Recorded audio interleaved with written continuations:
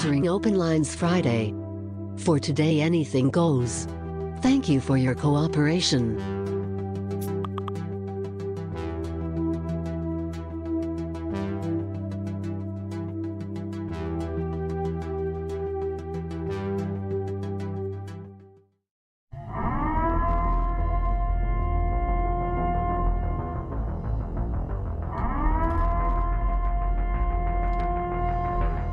Listos pelos chingazos.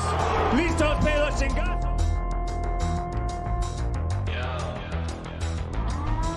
I'm going to bring the whole fucking diseased, corrupt temple down on your head. It's got to be biblical.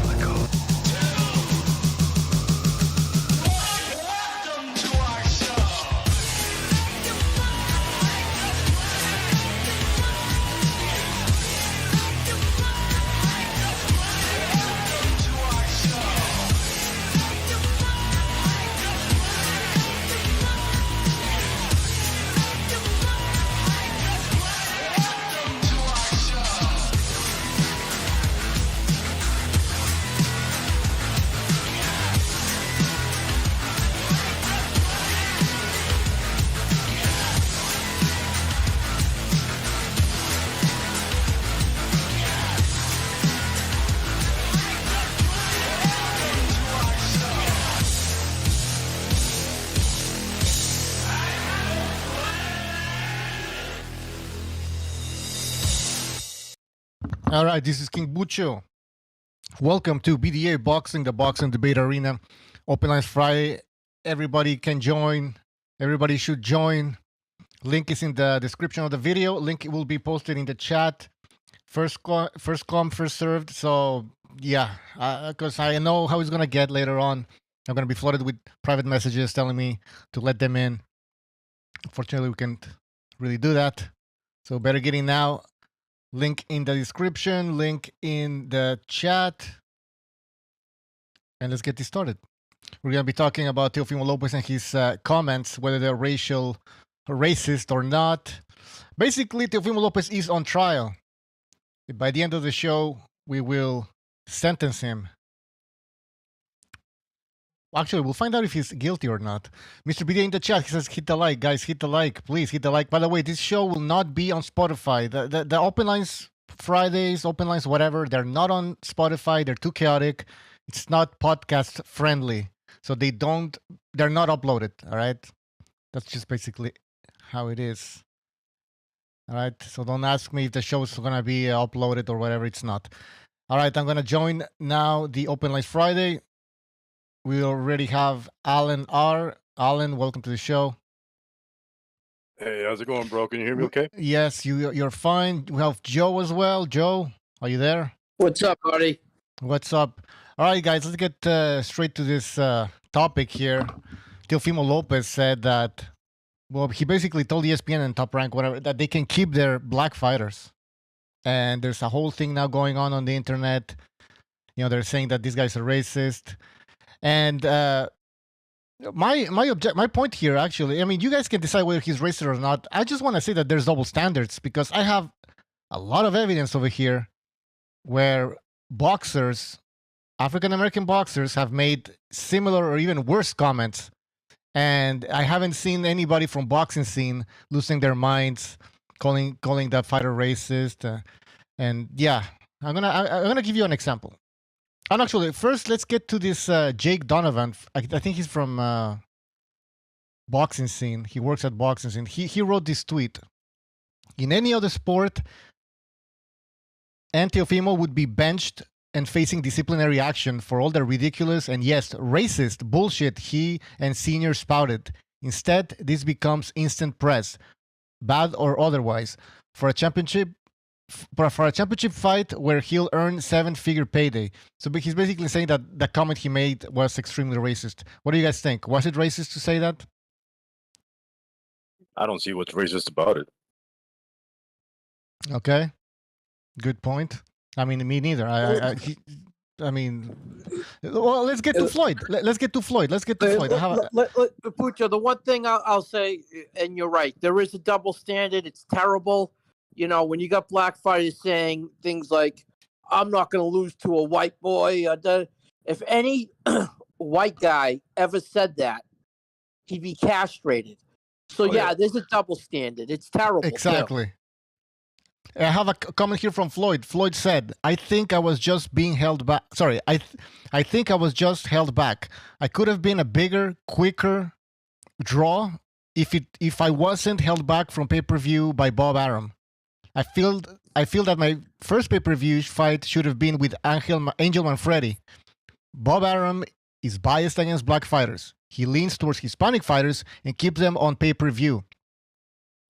Wow. Floyd was a ducker. We all know this. I don't care what anyone says. That's why he was never undisputed.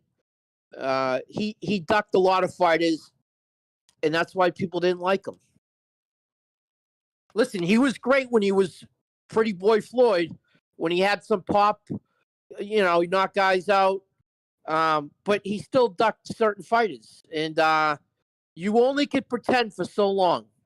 And let me just say this, and then I'll shut up, okay?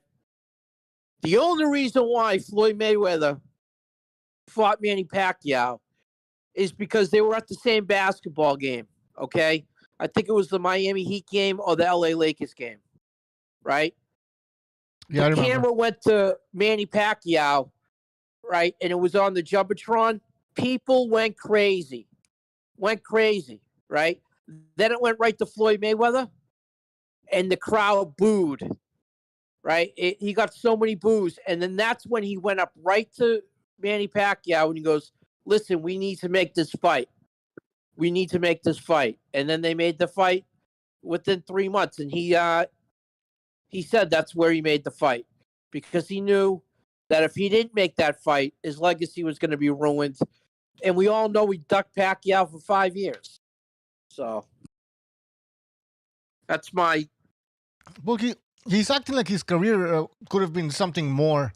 And then he blames Bob Arum. This is the same thing Crawford did, right? He even tried to sue Bob Arum. It's not racism or some bullshit. So this isn't uncommon. But I don't understand why people are losing their minds when Teofimo does it, they lose their fucking minds. Yeah, I think Floyd and Terrence Crawford's situation was a little bit different. But Floyd has to blame himself for his career. Bob Arum didn't hold them back.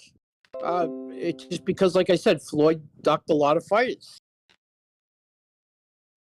Yeah, it's a narcissistic feedback loop, and Floyd was like the first one to really bring it to the forefront. You couldn't criticize him. You couldn't criticize his style of boxing. You couldn't criticize his choice of opponents because you were either didn't know shit about boxing or you were a racist. And that's a really toxic mentality to deal with. Yeah, he's got that victim mentality, which a lot of blacks do in this society. I hate to say it, but I mean, it's true. Well, listen, I have this picture of this Jake Donovan guy. He's sitting next to Devin Haney, and I think that's Haney's father. Not sure who that is, the other guy. But he's a total NPC. Like, listen, I'm not. You can say whatever you want, but just hold the same standards. You have to apply them to everybody. Like these people, the fact that they're freaking out about what Teofimo Lopez said, when there's multiple cases where African Americans have said crazier things and nobody has really said anything. That's what just pisses me off. We have the incident that I think Joe mentioned, where Devin Haney said that he would never lose to a white fighter.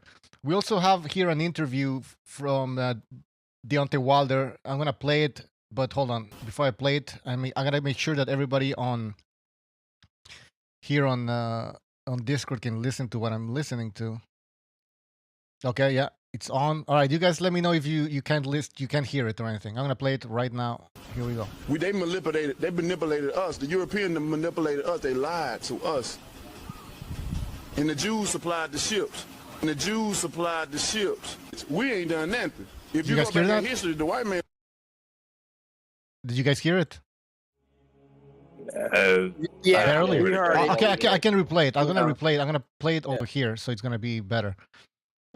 Just give me 2 seconds. Typical idiot that doesn't even know his history. I have to translate to English They first. manipulated. Here we go. I'm gonna boost the us. volume up, Europeans guys. manipulated us. They lied to. Here we go. 3, 2, 1. Here we go. They manipulated us. The Europeans manipulated us. They lied to us. And the Jews supplied the ships. He said the European manipulated us, and the Jews supplied the ships.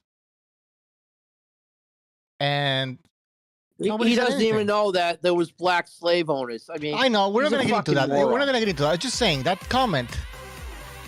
I mean, that's it's not even related to boxing or anything, and nobody bats an eye. Nobody who is says that? anything. That was Wilder. Deontay Wilder. Yeah, who do you Oh, think? please.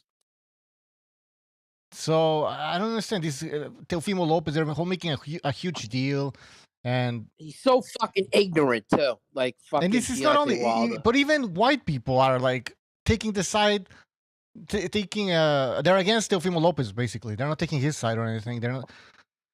So I just find it weird. Just find Yeah, it very weird. it makes me sick how some white people are like they don't stand up to the shit. You know. Yeah, people are running for cover, Joe. What's that? I said people are running for cover. They see that kind of shit and they go the other way. Yeah. You know. I got a super makes chat me here. I sick. gotta read. Let me read a super chat from Jaden Anthony. He says, "BDA and Bucho, I like the channel, but why do you guys only call out the LDBC for their views, which I agree with you on, but you hang around the CCD, who are most racist people I've ever seen on YouTube?" Yeah, we already explained that. You know, the LDBC. There's nothing comparable to the LDBC, and when I call them out, when it comes to the CCD, they have various. Anybody can join that show. You don't have to agree with everything they say. You know what I mean? And it's one channel on top of that. You know, it's like the people make it. This is what's funny. They compare the whole LDBC, like hundreds of channels, with one channel, the CCD. It's amazing. We have Never Sober. I can hear you. We have Rare Breed. Guys, jump on.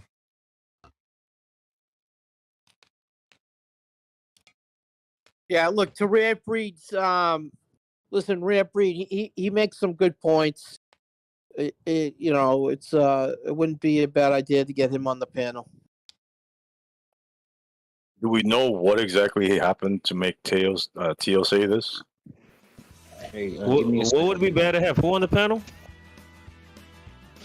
It wouldn't be bad to have Rare Breed on the panel. He's on it. Different point of view, you know. Well, he's always welcome. He's in Go the ahead. chat. Hey, That's why. give me- He's in the chat. No, he's here. Give me a sec. Yeah, Give me yeah. a sec. Set I'll up be your. back. Okay. So isn't he right here? What's me? He's right here. We invite everybody's welcome. Always here, anyways. Everybody's welcome. If you're if you disagree with us, you can jump in. Let's keep it civilized. But we want different points of view, of course. We want to get to the bottom That's of what's this. great. Ucho does a great job hosting, and this is a great topic. And you know, I think BDA does it the best. You know, the BDA forum does it the best. Lets everybody give their own point of view, and you know, we also have really a great arena for debate. We have Floyd, who I don't know if I have it here, man. Floyd had made a comment about Pacquiao a long time ago about him eating. He was gonna make him make sushi or some shit like that. Yes. I mean, Also sushi and rice or whatever. Nobody made a big deal out of that. Yeah, and that's from Japan. That's because not the from people who cry Philippines. about it are usually black, bro. The one who make a big deal about someone saying something racist. You know, and the people who want to say racist shit all the time is just brushed over. It's a double standard, bro, and I don't want to fucking hear it. Anybody can jump on here and try to explain that shit, but it's a double standard. Anybody with a Nobody's gonna be able to explain mind, that. they'll come to that fucking conclusion. You know, There's no logical Double standard explanation for it. is ridiculous, man. Yeah. Then there's the reality bending logic they try to use and say, "Oh, I'm black, I can't be racist. I'm a person of color." Like, then so am I. You know, if you go back in history. Exactly.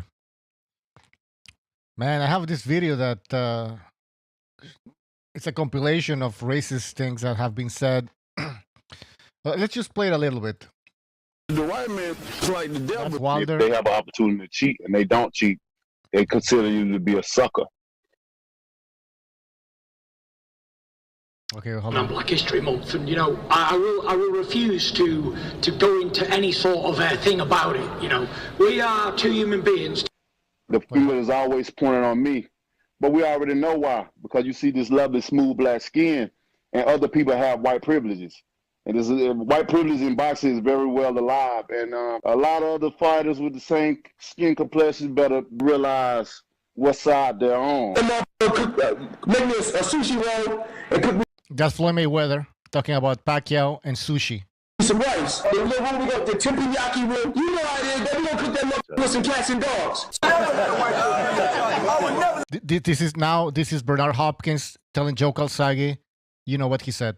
I would never Now this is Devin Haney with his infamous comment. lose to a white boy in my life. I don't care what nobody got to say. Listen, can't no white boy beat me on any day of the week. Talk that shit, Dad. And how that And then this is Gary Russell So what Jr. they said, they encouraged it, Bucho. Talk that shit. Devin, did you hear him? They encouraged him, bro. Yeah. They wanted him to say that. Now here's Gary Russell Jr. relates to the culture. Oh my God, I pull my energy from my ethnicity. If you pay attention to any sport that's out here, pay attention to the ethnicity that's actually dominating. Pay attention to the ethnicity that's actually dominating. It's all about race for these people. I pull my energy from my melanin. People that don't understand that or know that word, you might want to Google that. And bunch of narcissists, man. Here's Devin Haney's father. Me. Listen to how he fucking talks. Every single one of them. Now here's Devin Haney's said that racist thing, and everybody was jumping at him. Oh, They were He trying to said cancel nothing him. racist. He didn't even say anything racist, bro. He had a fucking shirt. Yeah. Oh, okay, yeah. His you're trainer, right. You guys got his a point. trainer was African. I just couldn't remember fully the incident. Yeah, but he wasn't even. Yeah.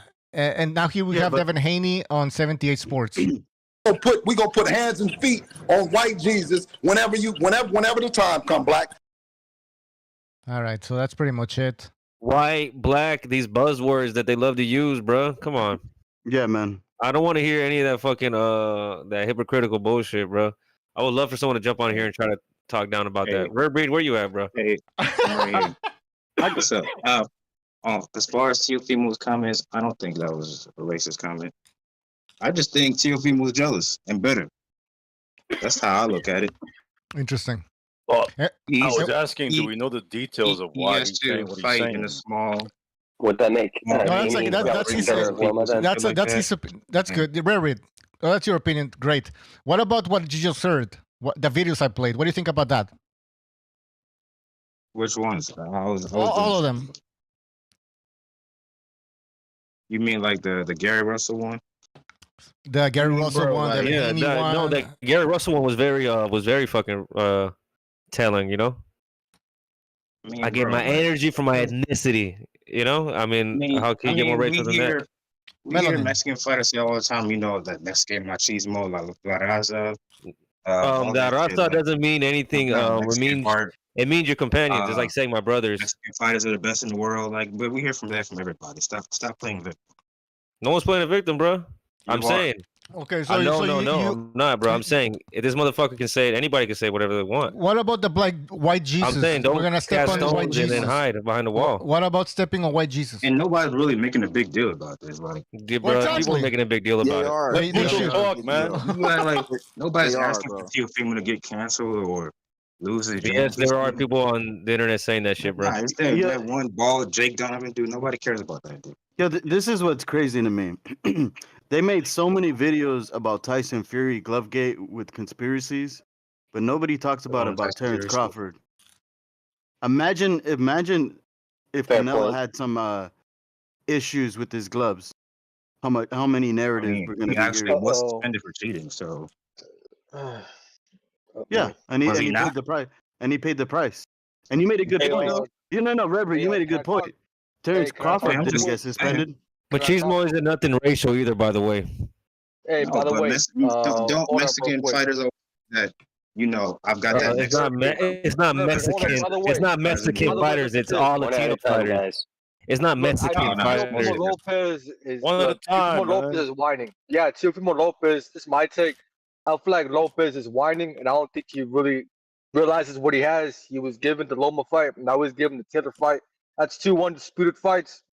Now, I do agree a bit with Tio, but I'm just like, well, why are you whining? Because you already had undisputed with Loma. You're gonna have undisputed with Taylor.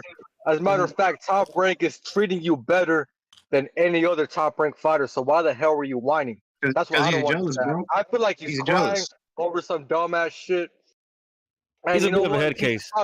It doesn't matter. That guy's fucked up.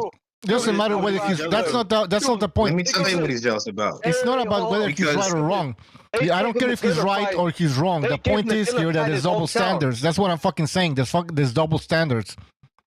Whether he's right or not, I don't give a fuck, man. The guy is fucked up in the head. Because you're getting the double standards from these dumbass LDPC channels. They're wrong. Well, who else? Right? Who else? It's not just the LDBC channels, bro. Did you see that guy from Boxing Scene that just said that he was complaining about Teofimo Lopez, saying that he said this is racist, this is like, oh, he's crying about it. Yet we have a fucking whole history of LDBC. Okay, we have a whole history of Wilder and all these other boxers saying racist fucking shit. Yeah, look, and he's never been like crying about it. Yeah. Look, with me, I don't care what race you are. If you whine, you're a bitch to me. I don't care. Hispanic, no, don't whine. Black, don't whine. It's cringy. It's beta. It's fucking victim mentality bullshit. Still needs to shut the fuck up and appreciate that he got the Loma fight, and right now he's getting the Taylor fight in his backyard in New York. He needs to shut the fuck up and stop whining. Bro, that's exactly. You lost to fucking Cambosis, and you didn't look good the fight after that. So that's why you're not getting the kind of hype these other guys are getting. It's not because you're Latino. That's why you're not in the big room. He's complaining about not being in the big room. Right. You can't sell T.O. I'm sorry, bro. I don't give a shit about what he said. Like, Teofimo was way bigger than Lobo when they fought. I mean, he was like almost 20 pounds heavier when they fought. It was a joke. Exactly. That's why he can knock guys out. He knocked all these guys out. He's like fucking 20 pounds heavier than all these guys. It's like when Conor McGregor fought at 145. The guy walks around probably 185, and he was fighting a bunch of midgets. Fucking bullshit. Are there double standards in boxing? Do we have, guys? Here's a question because we're getting away from the topic. Yeah, but dude, he's a lot bigger than 135. Believe me, Man, because he has the ability to lose weight. He's not that big. He's not that big, bro. But he's bigger than 130. But he's big. He's thick. But he's a lot bigger than 130 and 135. Okay, I'm gonna ask guys. Let's hold on. Let's talk about this though. Is there double standards in boxing when it comes to this? Okay. Why are you saying there's double standards? Devin Haney and what's his name, Hopkins, back in the day when they said those comments, they got a lot of backlash. No, Why they do you didn't. think so many people were happy when they well, at least for Hopkins. What backlash? They never got canceled. They did get backlash. There was They no never got backlash. canceled. Yes, They there was. never suffered. The only they never- backlash, the only they never backlash. suffered Behab- professionally. What's Let his me name to talk, be man. Hopkins? Like, let's be They real. never Look, suffered There was professionally. backlash. Look, the only backlash that Behab got from saying that shit was when Joe Smith Jr. knocked his ass out the ring. Then, Okay, yeah, people then started coming for There him. was no Yeah, I social remember. media back then when he said it against Kawasaki either, so you don't know. Okay, and Devin Haney, what? Devin Haney got backlash too. We're talking about No, it he right didn't, now. bro. What backlash? Only here. I mean, Only okay, here. what kind of backlash was he like? You want him to like get hanged for it? What kind of backlash? Of course, I wanted them to hang him for it, bro. If you got nothing to describe what backlash it was, and it's just a word. Yeah, what do you mean? Bill was joining these racist channels. What are you talking about? Bill is a piece of shit, man. I'm not going here to defend Bill. He's still going around saying racist shit. He told that other dude with the fucked up grill, Mister, I'll be on that bullshit or whatever. He called him a black Mexican because he told him that. I mean, if I remember correctly, Joette Gonzalez didn't want his daughter dating Shakur Stevenson because he was black. That's some weird ass bullshit. That fucking Top was the Rank, some weird ass narrative, bro. This dude couldn't even. This guy can't even speak English like that, bro. This old Paisa couldn't even speak English like that, bro. Well, he's not It a was some level weird guy ass. either, It though. was some He's weird beating the ass shit out of cuck other shit women on the that they did a on the Joette, street. dude, and it was weird that they all went along with that. That they're just kind of like, were they out there saying, "Fuck this dude, I don't want this dirty fucking motherfucker's paws on my daughter"? Was he saying shit like that, bro? Was he saying shit like that? Were they saying inflammatory shit about Shakur? They just said they don't like how they said they don't like him. They don't like him how he carries himself. That's what they said about him. Yeah. What does that mean? They don't like how he fucking acts, bro. He swings on bitches on the street. What do you mean? I'm about to say, He hangs out with people who get fucking shot in the head, bro. He hangs out with people that get shot in the head, bro. He likes to fucking hang out in places where they shoot dice and shit, and they're toting guns. You want that around your daughter, bro? Bro, that was way before that. Yeah, it was, and he wasn't like that then, or what? He was a good kid then. No, they didn't know anything. They didn't know anything about it. He was from Newark, bro. He ain't never been part of the hood. He's from Newark. Well, all I know is he smashed Joe Weston's house, and then. All right, cool. That's all that they're trying to do with that promotion. So they said they don't like the way that kid carries himself. And nothing to do about his goofy hair, his goofy smile. We don't like how he fucking acts. He acts like a little fucking dickhead, bro. And you can't even refute that. Bro, I live in Arizona, like. Okay, so what? What's that got to do with anything, bro? I can tell you like firsthand, like the Mexican dudes do not like black dudes being with their women. It is what I live in Georgia, bro. I live in Georgia, bro. I could tell you that black dudes are racist to Mexicans here. What? So what? Yeah, I don't know about it. I don't live in Georgia. I'm telling you, I'm telling you, bro. Okay, but what I'm saying is, like, bro, you are not innocent. Every race is like that. Okay. Listen, every race. But has look, bro, you try to say this fool. They try to frame it as some weird racism shit, bro. They said they don't like his character, bro. He doesn't have a good character. And then what happened after that fight? He smashed and dipped. They were right about him. He's a fucking dickhead, bro. So what the fuck was that about? He's hanging out with the wrong crowd. He's getting. You know what I'm saying? But like, they were right about him, bro. He didn't marry that dumb little bitch. So I mean, what the fuck? I don't even know. They're not even together anymore. Yeah, you don't know, bro. Mumble. They're not even together. They don't like how he carries himself, bro. Every race, we all have a degree of racism. We all have it. It's not. I'm not saying it's good, but we all have a degree of it. It's when you get out of control, when you really hate.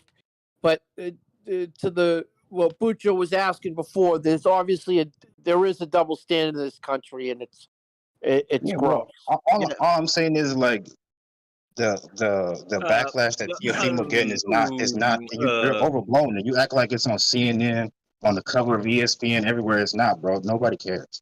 Outside of the YTBC, nobody gives a fuck. Bro, they're sharing this on Instagram. They're sharing this on Twitter. They're sharing this on YouTube. They're sharing this on Facebook. Guys, boxing scene. Yeah, it's in the YT. It's in Boxing scene wrote about it. Boxing scene wrote about it. This just happened yesterday, That's a big website. This just happened yesterday, right? This happened like 2 hours ago, bro. That's how fast it spread. Yeah, so it just happened today. Let's see if his fight gets canceled, which there's a good chance it will, and then you'll see the double standard. I mean, I could just go back to the Tyson Fury Glovegate and Terrence Crawford Glovegate. Right. You know, with Terrence, it was an honest mistake, or but with Tyson Fury, he set it up. He was a mastermind. He did all this other stuff. Yeah, that's crazy, man. The biggest difference here is that black fighters are allowed to have in-group preference, and everybody else gets called racist for it, for trying to have. Can you elaborate? In-group I can elaborate. I'll give you a perfect example, bro. So Canelo said, he said, look, I want to put on for my people. I don't want to fight Mexicans. I want Mexicans against the world, and I don't want to fight any more Mexicans. I want to fight champions from around the world so I can represent Mexico. The people took that, they twisted it, and they said, Canelo doesn't want to fight Mexicans. He's scared of Mexicans. He don't want to fight David Benavidez. He's scared of Mexicans. Keyshawn Davis came out of his own mouth. Wait. No. But you see how they twisted up what he said? Here's the example. Keyshawn Davis, out of his mouth, said, hey, everybody, guess what? Don't even think about it. I'm never going to fight Shakur Stevenson, even though we're always going to be in the same fucking division, because that's my brother. So we're That is gonna be two of the best of the world, and we're never ever gonna fight. One So what's up with person, that, not bro? a whole race. So where's the backlash for him? That's one person. Okay, but who's telling him to fight Shakur? Who's telling him to fight Shakur, bro? Who's calling him a pussy for that? Canelo is one person. Yeah, but Canelo said I'm not fighting any Mexicans. Keyshawn didn't say I'm not fighting any black people. Well, he did in the past. I mean, he fought Chavez Jr. Well, obviously he's changed his mind ever since. Bro, What do you mean? that's what I'm saying, bro. What do You're you mean? trying He to twist fought up. him. I said what he said. You're trying to twist it up, bro. He said I wanted to put on for my race against the world. So I prefer not to fight any more Mexicans. Hey, if there's only a Mexican left to fight, of course he's gonna do that. He's already done that. That's stupid to say he wouldn't do it again. Bro, if Keyshawn would have said, I'm never fighting this black dude ever, and no one ever told me, hey, bro, you're a bitch. You literally just called out Frank Martin. Is that not a black dude? Are they gonna fight? I don't know if they're gonna fight, but he's calling him out, so he's still interested in fighting black people. So what are you talking about? We'll see. There's no backlash for him saying he won't fight Shakur, bro. Yeah, no, okay. They'll be on the same promotion. They'll be on the same. Guys, let me just quickly interject here with I have to read a super chat, so let me quickly interject here. Vladdy V, thank you for your contribution. He says Rarebit cannot grasp the idea of judging someone on their merits, only skin color, victim mentality. Teofimo Lopez did the right thing by calling out Top Rank's bullshit. All right, thank you for that, Vladdy V. What do you have to say? I'm the victim, but who's on here talking about? But what about black people when they did this, when they did that? Get the fuck out of here, bruh. You got no explanation. I'm just calling out the double standards. That's basically it. I need to provide evidence. But what about BLM? I'm not out here stuttering, bro. I'm not out here stuttering. Fuck out of here. You know who said it best? Thomas Sowell said, when you're used to preferential treatment, equal treatment will seem like discrimination. Are you talking? Oh wow, is that for Teofimo?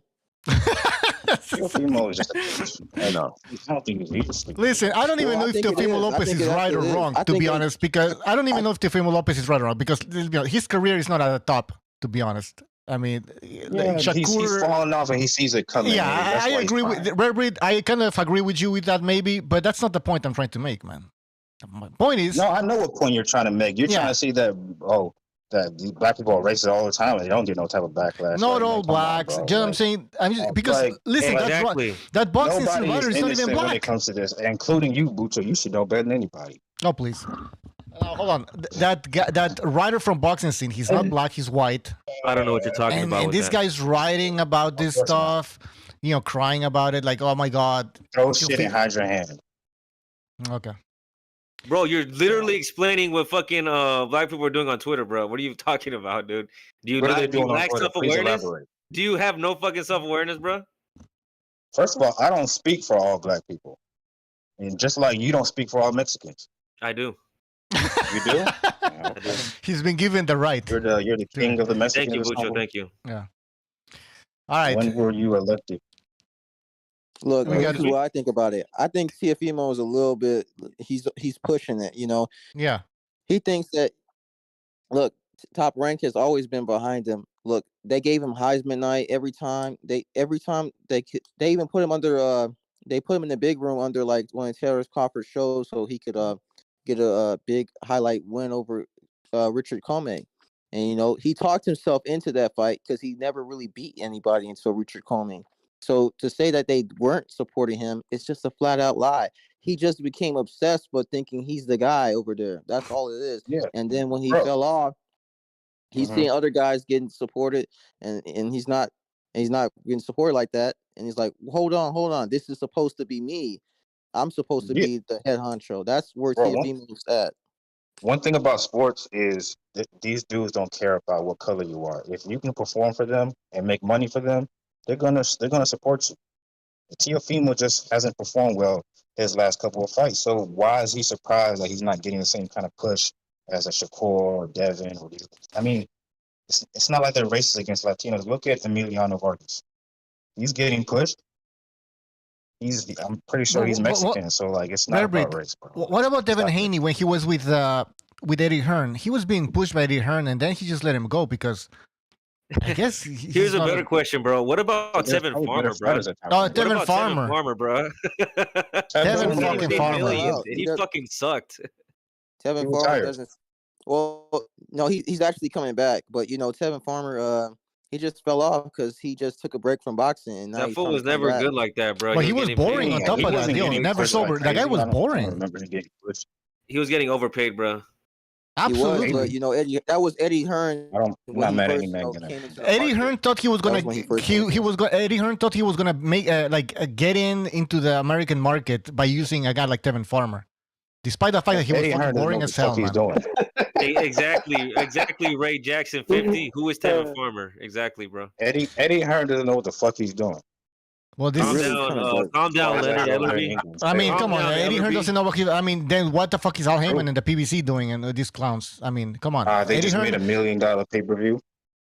Okay, well, that's true. Yeah, he needed the Ryan Garcia. He needed Ryan Garcia. What the fuck is Eddie Hearn giving us?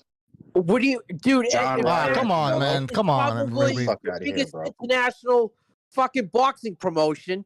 And fucking Al Heyman. And Al Heyman has been a disaster. And it's not just Al Heyman.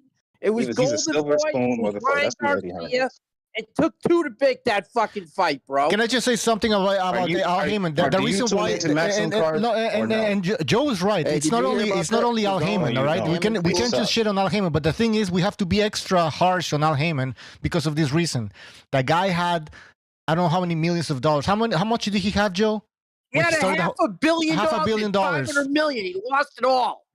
So I have to be extra harsh on a guy like the Al Heyman and the PBC. I think he embezzled it. I think he's doing something. How could he lose all that fucking money? Because he's a fucking idiot. Listen, what are they going to do when Showtime's all done? They're going to have to get on the DAZN. BBC is on their last legs, bro. Yeah, I've been saying that for 5 years. They're on their last legs. Wow. And shit hasn't changed. Nothing has happened to Heyman because he probably... Nothing has happened to Heyman. Go ahead. One at a time. Nothing has happened to Heyman because he probably has an army of small hat lawyers behind him.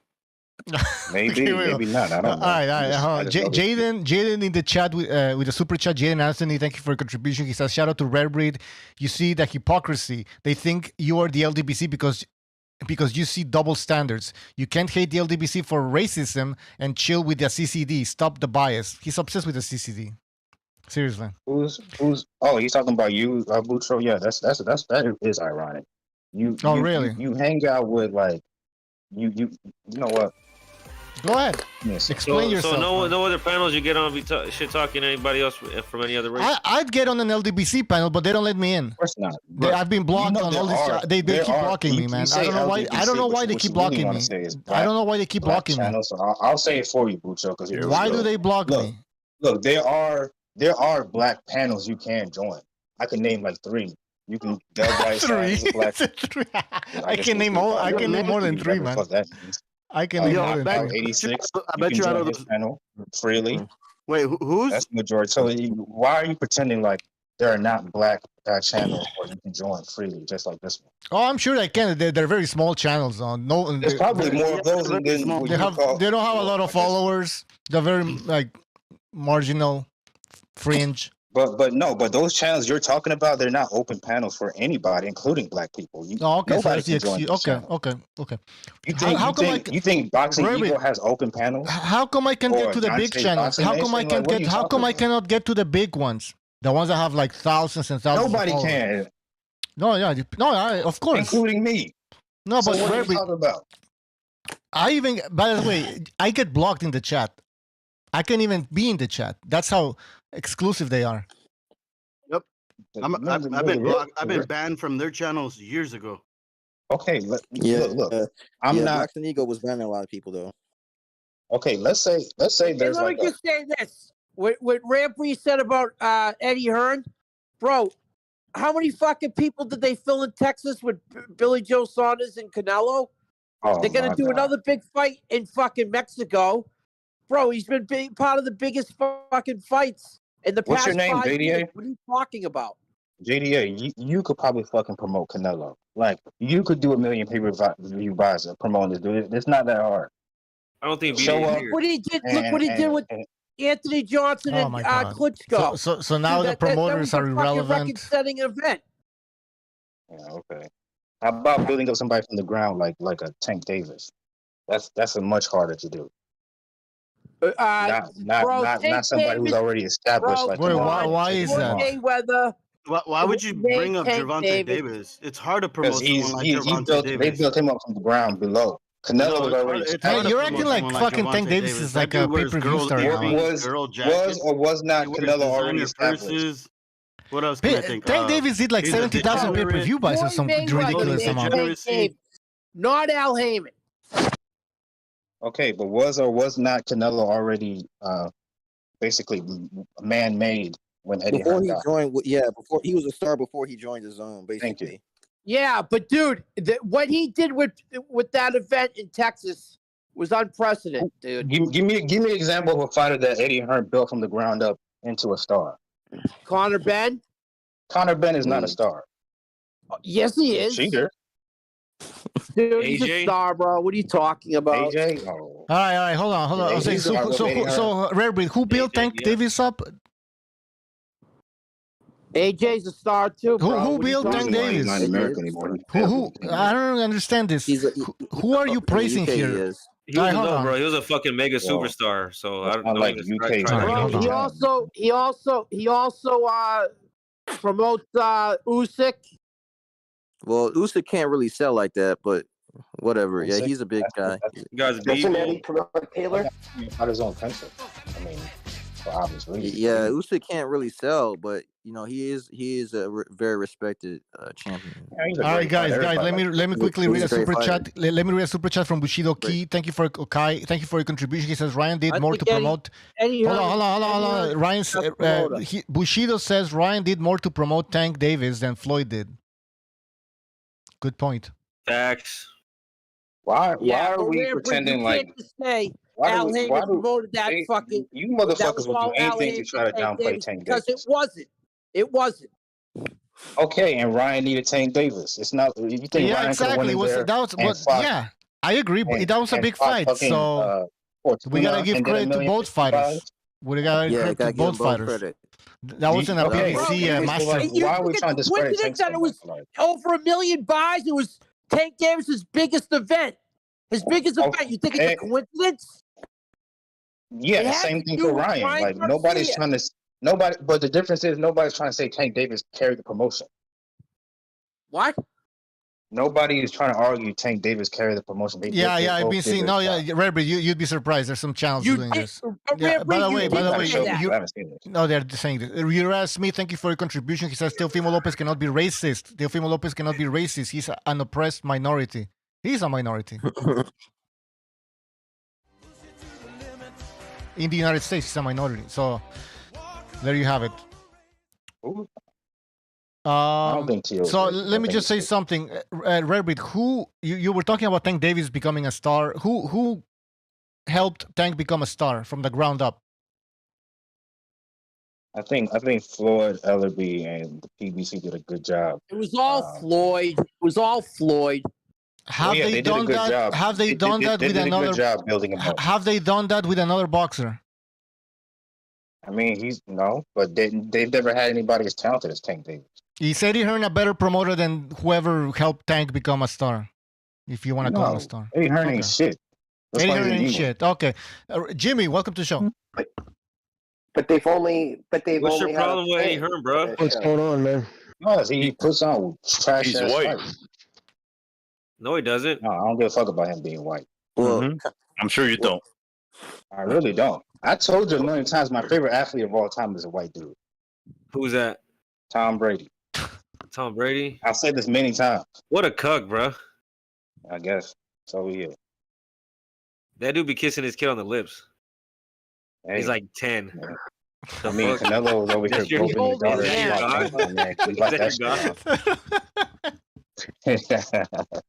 All right. We have Jimmy here. Jimmy, welcome to the show. What's going on, brother? What are your thoughts on Teofimo Lopez comments and the reaction from some of the people in the boxing community? The reaction is to be expected.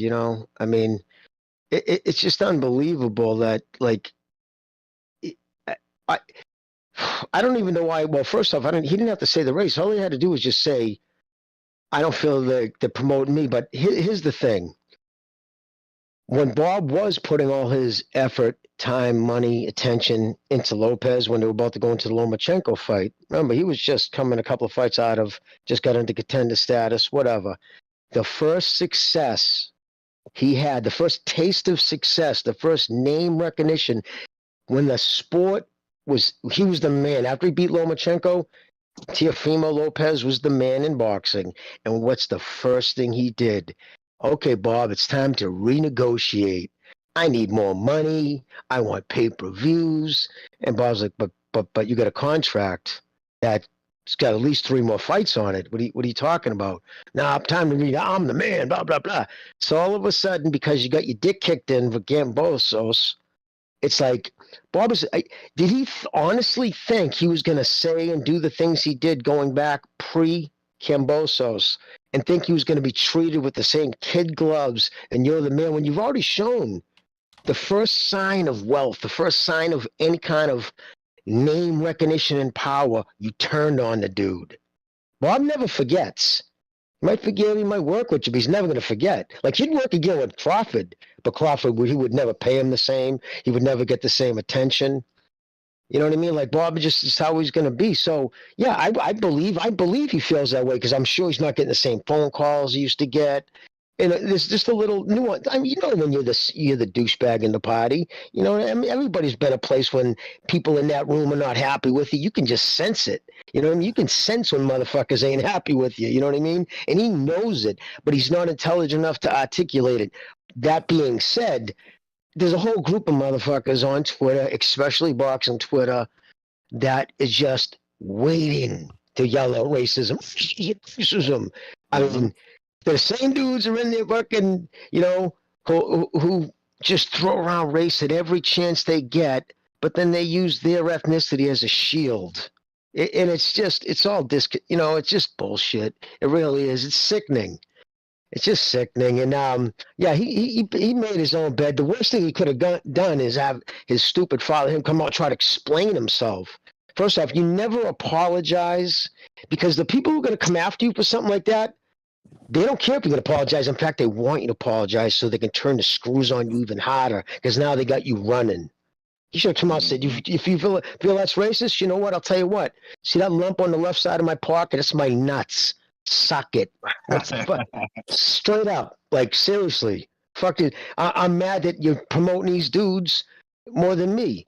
Whatever. But so, like, yeah, of course. So that's pretty much my feelings on the whole thing, brother. It's not racism. It's bitterness and jealousy. He has to fight in a little small show with 5,000 people. Meanwhile, Devin Haney gets the MSG. Yeah, he's looking at that and he's really like he's not liking it. That's pretty much all it is. Yep. That's what it is. It's not racist. I just look at the business. And on top of that, like there are the guys like Keyshawn and I mean, look at Emiliano Vargas. I said it before. He's Latino. He's getting pushed. Why? Because he's putting on great performances and he's talented. If he had knocked out Cambosos, knocked out that last dude he just fought, if he'd knock those guys out, he'd be getting just as much as push as everybody else, if not more. So, but he made his own bet. Because he's you know, he was supposed to. A lot of people were picking him to knock out Sandor Martin. Guys, I watch D-Style Boxing was picking him to knock out Sandor Martin, but instead he ended up getting dropped. And, well, we already know Teofimo's not a very good offensive fighter. He's good when it comes to him. He needs to shut the hell up, get down to work, just beat Josh Taylor, and all that buzz will come back. Can I? Okay, I have a question. Guys. Hold on, Joe. Okay, so we're breaking down what Teofimo Lopez said and the reasons why he said it, right?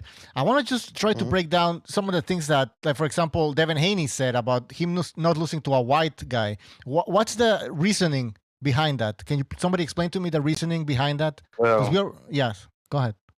Okay. Look, was that a smart thing to say? No, it was actually pretty stupid. But I don't think Devin Haney meant anything malicious behind it.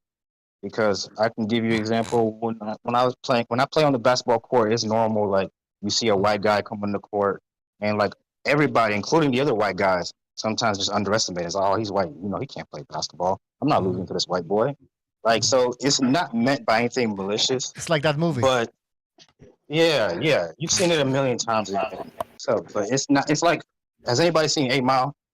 Yeah, even Larry Bird would get insulted if another white guy was covering him. Exactly. Larry Bird, if you put a white guy on him, he was like, this is disrespectful to me. Like, you know what's funny, dude? Why is it okay to be racist against white people, bro? There's some racist shit, yeah. man. So I'm not. I don't think Devin had anything malicious behind it, but it was very stupid. Shit. Yeah, man, they're trying to subliminally brainwash you, man. I'm not falling for the BS. So if he's offended that they put a white dude on him, he's like, man, get this black dude off me, bro. Don't be putting no black dudes on me. They can't defend me. That wouldn't sound right. He wouldn't say that. He would get run out of the league, right? Because that would sound racist. He would get run out of the league. I mean, you know what I'm saying? Like, come on, bro. Come on, bro. Shut up and dribble. You know what's fucked up, dude? Growing up, I've said it before. I had this one of the only few black families, the Stapletons, and grew up in my neighborhood. Corey and his brother Scotty, right? Both brilliant kids, went on to have great success in their careers and whatnot. But right, every time like we do pickup basketball, everybody who was like new to the area, if you threw like what everybody would do is throw your shirt in the middle of the court, so somebody would get down with their eyes closed and throw the shirts each side, or you would pick, right? And it would every time, and we would always pick Scotty because he was black, right? And we'd all start laughing because Scotty'd say, "Dude, I suck at basketball. I don't play basketball, right?" But it was funny. Everybody, well, I got the black kid because you know what I mean, basketball. And they'd always like, "Man, what are you doing?" He goes, "You should have asked me. I would have told you I don't play basketball." He was a good baseball player, but it was just funny. But it's just true. It is. If you're about to play a pickup game, and I'm going to pick teams. I'm gonna all right, give me the black dude, man. You know what I mean? It is what it is. So, but the thing is with Devin Haney, I feel he was saying that because of who he was on the line with. It was 78 Sports. Right. I mean, was it 78 Sports? Yeah. So you know who he was on the line with. Why do you think when he said it, 78 went, "Talk that shit, Dev"? I mean, when you're on a dude's podcast who's a straight racist, dude straight hates white people. No ifs, ands, or buts about it. He's angry. Kid did a big stretch of time in prison. I mean, he breeds fight dogs. It takes a special kind of scumbag to do that. So yeah. So you know what I'm saying? So yeah. I believe he did that to fucking like he was kissing ass to it. Doesn't make it right because now that's hanging over him. But Jimmy, I believe that's what he said it. Yes. Jimmy, let me give you the equivalent. Would you be on a KKK podcast kissing their ass? Well, no. Well, there it is. I don't know any KKK, but no, I wouldn't because I find them obnoxious. Yeah, exactly. Well, so people don't join the KKK anymore. There's like Nazis. It's the same thing, different shade. Saying I'll never lose to a white boy is a business move. It's meant to get you all those LGBT fans. Right, exactly. I mean, but has it worked? Because Devin Haney can't sell a damn thing. So I'm not sure what if that's done for him. Tank Davis doesn't do any of that shit. They will easily throw Devin Haney under the bus. Tank Davis. They say they like him and all that, but they will. Oh, nobody likes Devin Haney. I'm gonna be honest with you. He's a boring ass fighter. He's a bland personality. There's nothing interesting about Devin Haney whatsoever. If he's boring, honest. Why are they pushing him? If he's very boring. Why are they pushing him? Because he got the belts. He got the belts, and he got the belts. Wants to keep the belts on his side. That's all it is. And I would like to talk boxing today if we can. You know, this race stuff is not always Michael, but it's easy. I think Loma has a chance to win that fight already. That's why. No, you didn't. You didn't school a damn thing. Schooled your ass already. That's why. Bro, you go by Never Sober. Yeah, and you go by Rare Breed. What the fuck is that? But that's like you're a rare Pokemon or what? You're a silver Pokemon. What are you? What does that mean? Well, I'm not. You're a holographic card or what? All right. Oh. We talked enough about these double standards that exist in the sport of boxing. Yeah, we got a race field. The privilege that some fighters have. So, yeah, let's talk about something else. Who has a boxing? Devin Haney. Go ahead. Devin Haney might lose to Lomachenko. Whoa. Because I've been saying that. Lomachenko's weaknesses is he's not great fighting off the back foot. So guys that can push him back usually have success with him. Devin Haney doesn't do that shit. Jermaine Ortiz was able to do that. Teofimo, to a certain extent, was able to do that. Devin can't. So I'll be shocked if he implements that game plan. So that's why I think it's a 50-50 fight. You Only think because of Ortiz Devin. beat Lomachenko? Do I think Jermaine? No, he lost like the last 3 or 4 rounds. I thought Loma nicked it. But I think Devin Haney is gonna struggle with Lomachenko just because of style matchup. Now, if Loma was fighting Shakur Stevenson, he would be the dog shit out of Lomachenko, respectfully. It'd be a much harder fight, I'd say that. Yeah, much harder. You guys think that Teofimo was going to beat Josh Taylor? I think he has a good shot of winning the decision because Josh Taylor. He has a chance because Josh Taylor's like a fucking drunk party animal. Yeah, he's like a drunk. He's like to be like a tough guy. I'm like, that plays into Teofimo's hands. He's not. Well, if he shows up like he did against the other British, what's his name again? Catterall. No, Jack Catterall. Yeah, then he might style. lose. But if he's in shape and 100%, I don't know, man. He's a beast. Yeah, By the way, but that's different. Is Jack Catterall? Is Jack Catterall that big? I don't think so. He's a mid-size, but Jack Catterall's it's a different not, style.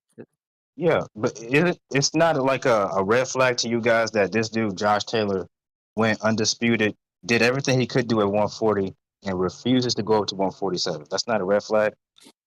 Well, it's because it's kind of held up. It's kind of held up right now.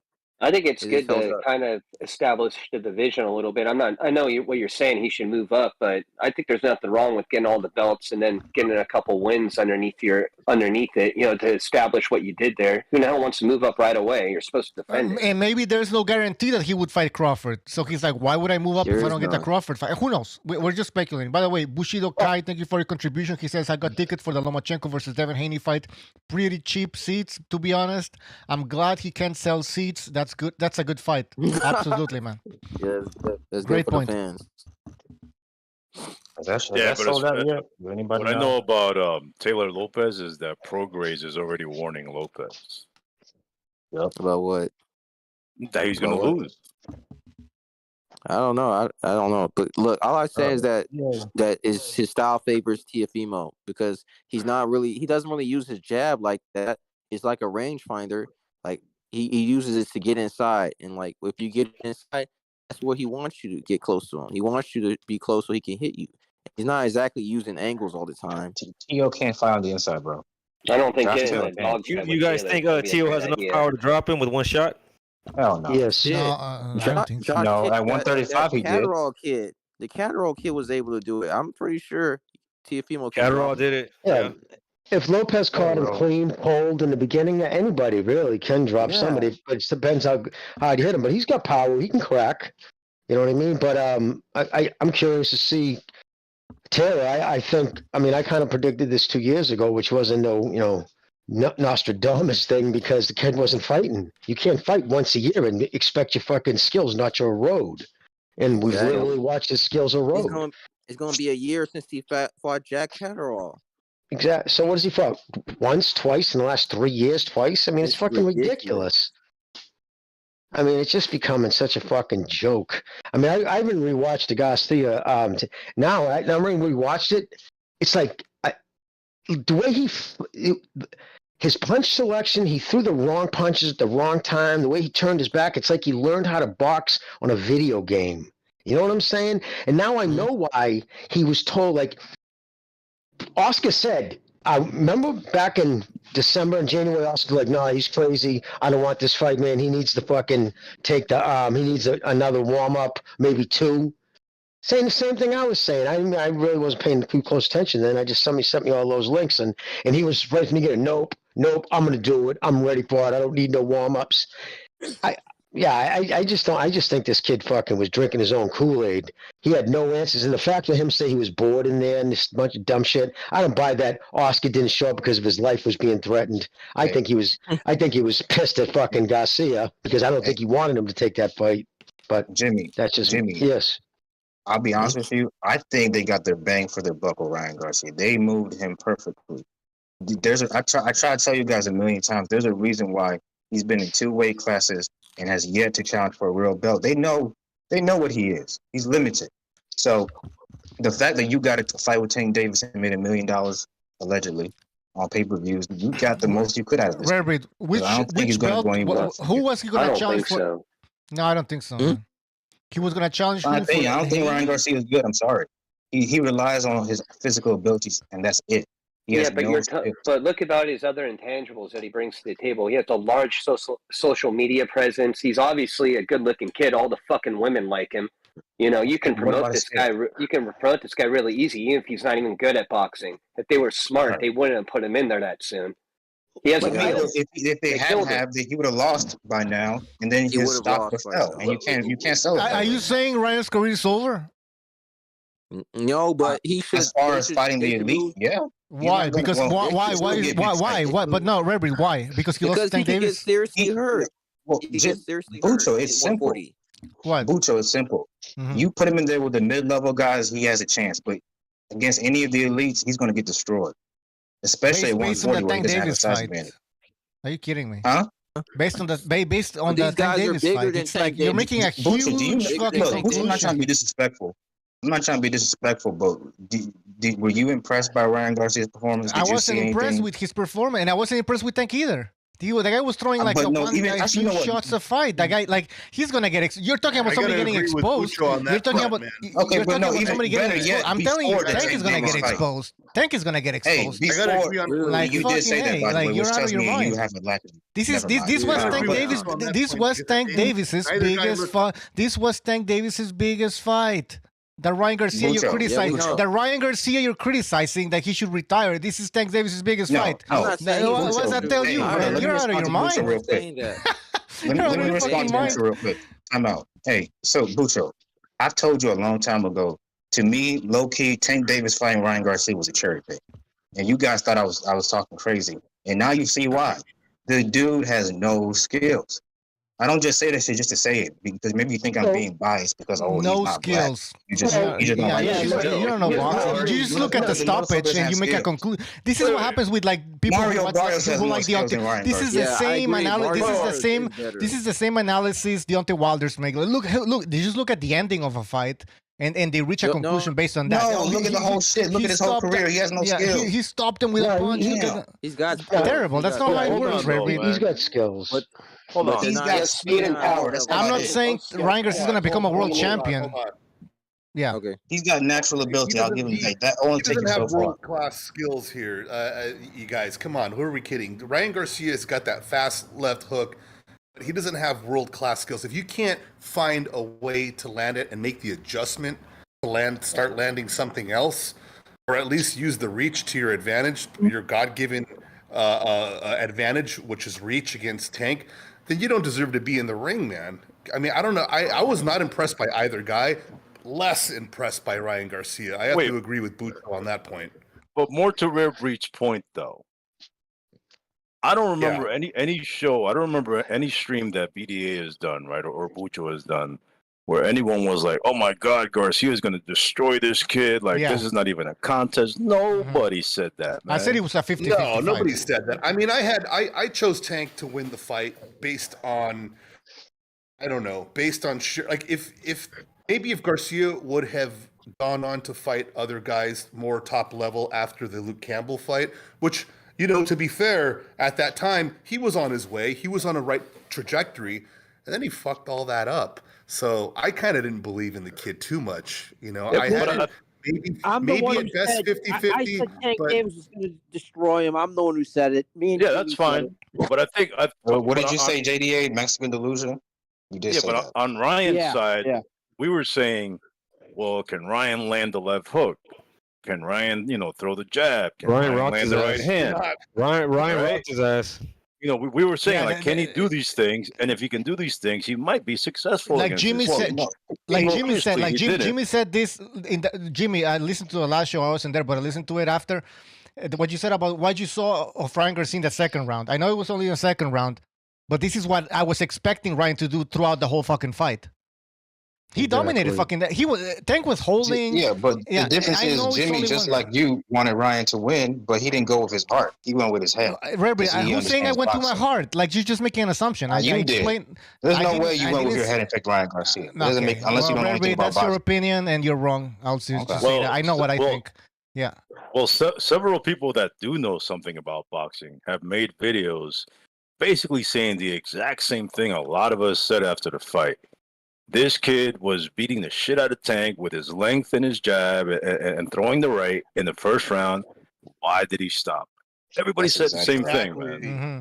He didn't stop. He kept doing it and he got caught. That's why he stopped. No, he let Tank get on the inside. He started throwing hooks, man. He made mistakes. He made mistakes. Which listen, he made 3 mistakes. left hooks in a row. Like that's amateur. Exactly. That's not jabbing. He started the fight properly. He started the fight properly by measuring and pawing that jab, measuring. He should have stayed with that and made it a fucking boring 1-2, 1-1-2 fight all night and keep his distance. But he gave that shit up. He gave it up.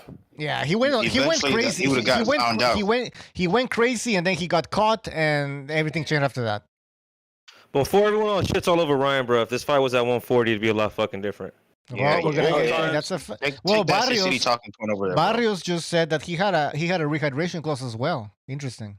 Right. Yeah, he did say that. Both times that Ryan got caught with that punch, you know, the ones that put him down, he let Tank collapse the pocket, man. He did not control distance. He did not, frame out with the left hand or anything. Mm-hmm. I don't even know he knows how to frame. Well, whatever. Exactly. You understood what Alan said? This is it, man. Basically, I mean, I said it was going to be a close fight, and I picked Ryan if he did those things, and I thought that Joe Goosen was going to be a big change, a factor in the fight. It wasn't, and that's it. You know, I mean, I wasn't saying Ryan's going to win. I wasn't like, well, Ryan, there's no way he loses. I got some more news about. Has Joe Goosen come out with any statement at all? Anybody know? No, he hasn't said anything. No, well, I know. I've heard from the same person I talked to before, Steven. He said it too. When he first went to the camp, nothing changed from his personality. Like, I took from what I heard, he was acting in the first week of the camp, like, yes, sir, no, sir, on time. So I assumed he was going to carry that right through training camp, which he did in respect-wise, but he did the cardinal sin. He'd leave right when he was supposed to leave. He would take days off. And once he did that, Goosen pulled back.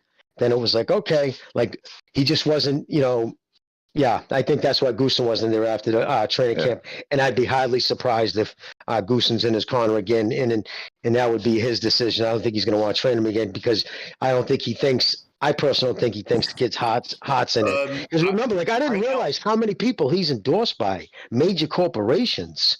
Major corporations. He's also. Do you guys also know he's represented by the most powerful booking agent in Hollywood? The one like all the celebrities are represented by. So he's going into Hollywood. There's no doubt about it. Like BSA or something. For the Ford company is a big company for modeling.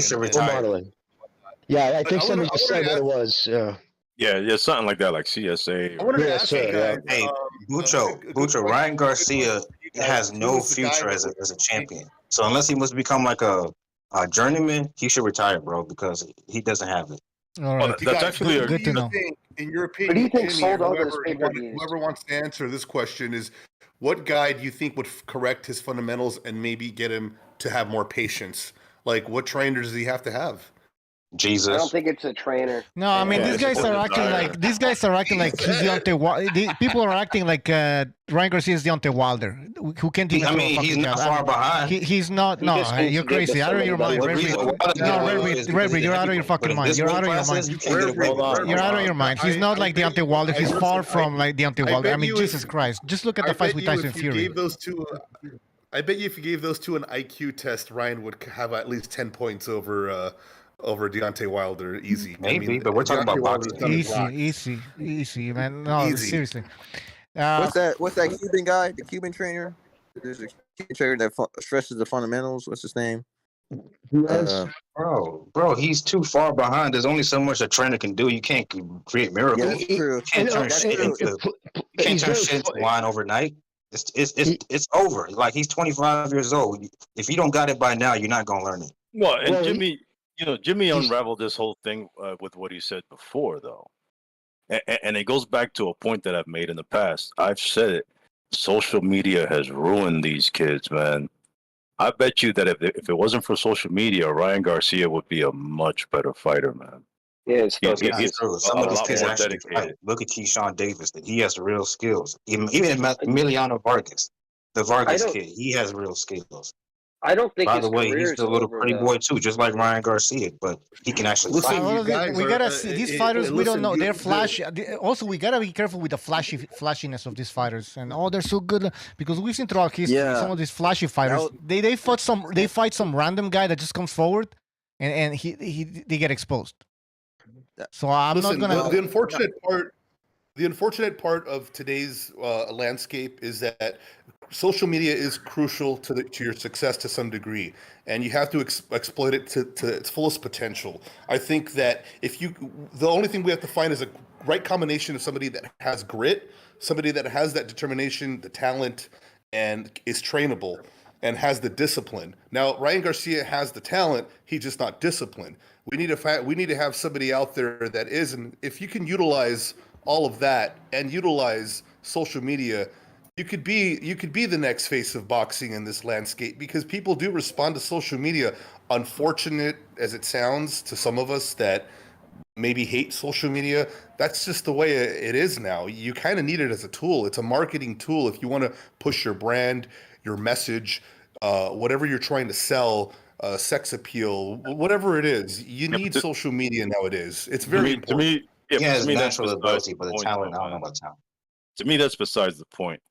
If you had a time machine, then you could go back in time and go to every single great boxer there's been, and give them some truth serum or something like that, and be like, did you do this for the sport or did you do this for the fame and the money? I'd be interested to know what how those answers would look. It's called prize fighting. It's called prize fighting. Is a part of it. They're there for the money, man. Come on. Yeah, it's called prize fighting. By the way, Mike Jones in the chat, thank you for your contribution. He says Ryan Garcia had what? Ryan has black attributes and needs a black trainer. Interesting. I think he's saying with his speed and shit. But, he's athletic. That's not black attributes. Yeah. Has the athleticism. They need to just pick one thing to fix in him, in my opinion. They just need to fix one thing. They need to either fix his feet. He's obviously not going to move his head.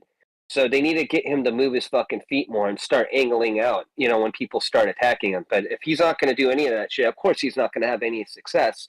But to say his career is over, how many pay-per-views did this sell? 1 million. Does anybody know? What? Oh, no. I'm not saying it's over in terms of nobody's going to want to put him in big fights anymore. I'm saying as far as him, becoming a champion and actually a successful fighter, oh, yeah, bro, I never thought it was to begin with, but he's not going to become a champion, bro. Sorry. I think he will, because with that kind of pay-per-view sales, the boxing will bend over backwards for people like that. Yeah, that's a good point. The problem with some easier fights, I guess. Well, the problem with the pay-per-view numbers, take off at 140. Maybe Rolly Romero. Whoever has he wins against this. The point is, we've seen this happen already. Go ahead. Okay. I was just no, it's all right. I know it's open lines. I was just trying to jump in there, but the problem with the numbers that were reported was Keith Adalek, who reported them. He works for Boxing Scene, who's owned by Showtime. He's the one who that's the company put out that by staff. You know what I mean? They wouldn't even put the name to it when they try to say that Tank did all these numbers on all these combined fights in a response to the controversy that he didn't sell X. Anyways, Steven Espinoza, like a jackass, comes out and blows them up by admitting the highest pay-per-view ever did was against Rolly Romero, and it did 220 something. So all those other fights did under 200. He said the only one that did over 200 was against Rolly. The problem is Boxing Scene had already said he did 275, 325. So they had already been caught lying about the numbers he's done. The thing is this: why leak them through media? Why didn't Showtime put it out? 1.1 million, 1 million, because if Showtime public, especially now, they can have any problems. Exactly. It's plausible deniability. They can say whatever, like they've done in the past. Rick Glacier said it's way overinflated. He says it didn't do even 800,000. He hasn't got the exact number yet. He's waiting for his lawyer in Los Angeles, who's connected with all that shit, to find out. And I believe people from Top Rank said it didn't do 800,000. It's probably going to land somewhere between 6, which is still great for them. I didn't think it was even going to do that much, but between 6 and 800,000. So we should believe the failed promoter over everybody else. Okay. What failed promoter? Who's the failed promoter? Rick Glazer. But his numbers, listen, Reverend, I heard you again the other day on fucking Ring saying the same shit again, dude. The same tired ass shit. Well, I don't believe that. If a company puts out a fucking release, the company is now on the line for it, meaning all those promoters that are there, all those sponsorship people who are there who put up money get a slice of it. They cannot lie about the numbers they do because that's what these people get paid off of. And on top of that, a publicly shared company like Showtime, Espinoza went on the fucking record and said, I, as a representative of Showtime, cannot lie about the numbers because that's against SEC rules. And like Ring said to you the other day, you're willing not to believe a press release that can be held legally binding, but you're willing to believe the rumors. Come on, dude. Jimmy's absolutely 100% right because I own stock, and if let's say if Google were to come out tomorrow and say that their revenue was much higher than it was, that would mean they're defrauding their base, like me and everybody else who owns a stock or majority share of the company. Companies are not allowed to publicly state that they are taking in money that they don't have. You can't falsely project. You can project a certain amount of money based on the criteria of last year's quarter or the quarter before. You can make projections, but you can't make official statements and say, "Hey, Google, we made $15 billion this quarter." That's fraud, and you can't do that. I don't know why people have a hard time wrapping their heads around that. And it's a big fraud too. It's not even like a slap on the wrist. That's like millions of dollars in SEC fines. Never mind, Gus. I mean, he's barely hung on by the skin of his dick of his job. Literally everybody around him was fired. Even underlings of him were fired. I don't know how he hung on to his job. That's why he lost all that weight during all that shit. But yeah, right, probably. But what? Oh, I was going to say Jimmy. But so first of all, they never post their real numbers on the show. No, they always did. They always did. For time immemorial, they did. They stopped doing that on Al Heyman's behest. He didn't want to do it. And but on top of that, here's some numbers you can't refute. You or Rick Glazer. It's a top 5 game all time. Maybe that's for auditing though, in Jimmy. Nevada Las Vegas. Yep. Do you think that's why they want to keep it secret? So if those numbers are true, there's no way they get 600,000 pay-per-view buys. It has to be at least up there to 800,000 or more. Why? I mean, that's not necessarily true because it doesn't make any sense. Because Earl Spence did 300,000 with Sean Porter, something like that. But that was the reported number through the compliant media. I mean, who's to say? And Rick Glacier, remember, everybody said that when he first came out and said Hellenius Wilder, he was the first one to report 77,000. Everybody on Twitter fucking got in his ass. Well, that side of the fence, coming at him, of course, attacking him personally, ad hominem attacks. Nothing on basis on facts, just went at him personally. And next thing you know, here comes the compliant media to actually say, yeah, no, he was right. The same thing they reported, 77,000. So, and then on top of that, he reported he was right on Ruiz against the fucking the other heavy duty for Ortiz. He was right on that too. So he's been verified many times, been vindicated of his numbers. He has an entertainment lawyer. I personally think now, from listening to what he says, and I know right now Brian Friedman's not in Los Angeles. Brian Friedman, I believe, he's the most powerful attorney. He's the one who represents everybody out in Los Angeles, including Tucker Carlson. I believe that's where Rick Glacier gets his numbers from. And Brian Friedman knows everything. And I believe that's where he gets his numbers from. He also represents the executives at Showtime. Okay, 2 points. That's how he knows. 2 points. So first of all, he said he was going to post the real numbers today. I looked on his Twitter account. He still hasn't posted anything, so we'll wait for that. He said he was hoping to get him by Friday. And I know why. It's because Brian Friedman isn't back in town. Okay, and then second point is the reason why I believe it did huge numbers, probably 1 million. I wouldn't be surprised. I don't know if you guys have noticed, but a whole bunch of people and places that never talk about boxing or care about boxing, all of a sudden we're talking about this fight, posted about this fight. It's in a whole bunch of places you just that usually don't give a fuck about boxing. That's because of Ryan Garcia's media exposure. That's well. What's the difference? Yeah, but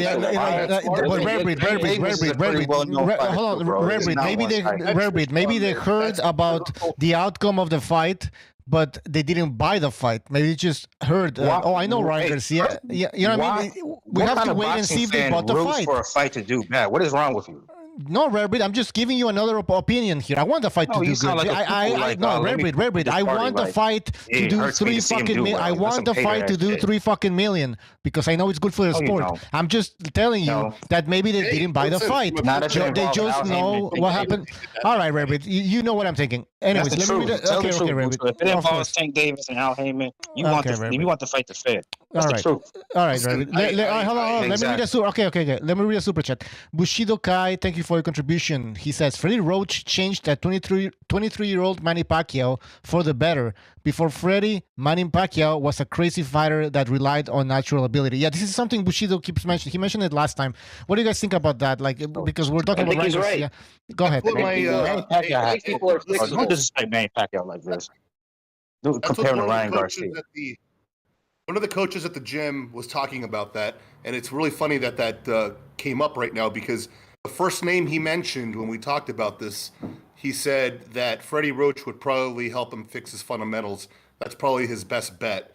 And I was thinking about that really hard because it's true. Manny Pacquiao was kind of an untamed fighter with natural abilities, and Freddie Roach really helped him hone in those skills.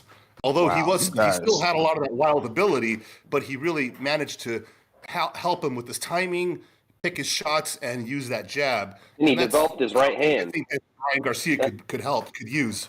That's what Freddie really did for Pacquiao, though, is like he really developed the right hook. Pacquiao was completely reliant on the left hand. He could do that for Ryan, but with his straight right cross, but we'll see. I think he's fixable, honestly. Not everything, but I think you could make him better than what he is. He has good tools in the right areas. You need to figure something out for him. The right trainer can do this, and as I said earlier, he needs to be committed. That's the other that's the other portion of the pie. He does other things outside of boxing. He might not be as invested in this as we think. The only reason he didn't get his ass whooped worse in that fight is because Tank Davis is 5'4" with T-Rex arms. If he was at least the same size as Ryan Garcia, his flaws would have been even worse. What about the rehydration clause? No head movement. What about the rehydration? Come on, bro. Like he would get it fucked up. What about the rehydration? So Tank Davis wasn't double hand diving at Ryan's waist.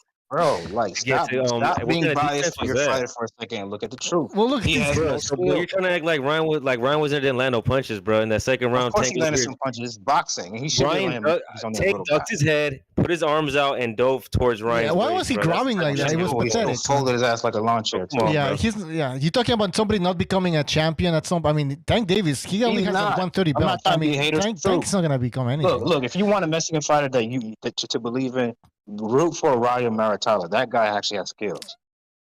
All right. Well, anyways, Jay Nels. We already got Canelo, fool. What you talking about? We already got David. Canelo's got Lara. Yeah, I don't know if he's talking like he's not Mexican. Plenty of Mexicans to root for, fool. Canelo's not Mexican. Lara? What did they do? Like 50 years old? What? Jeez. He's like 25, you dipshit. Canelo's actually not that old. He's been fighting a long time. He's trying to make this into a black thing again. But anyways, Jay Nels, thank you for your contribution.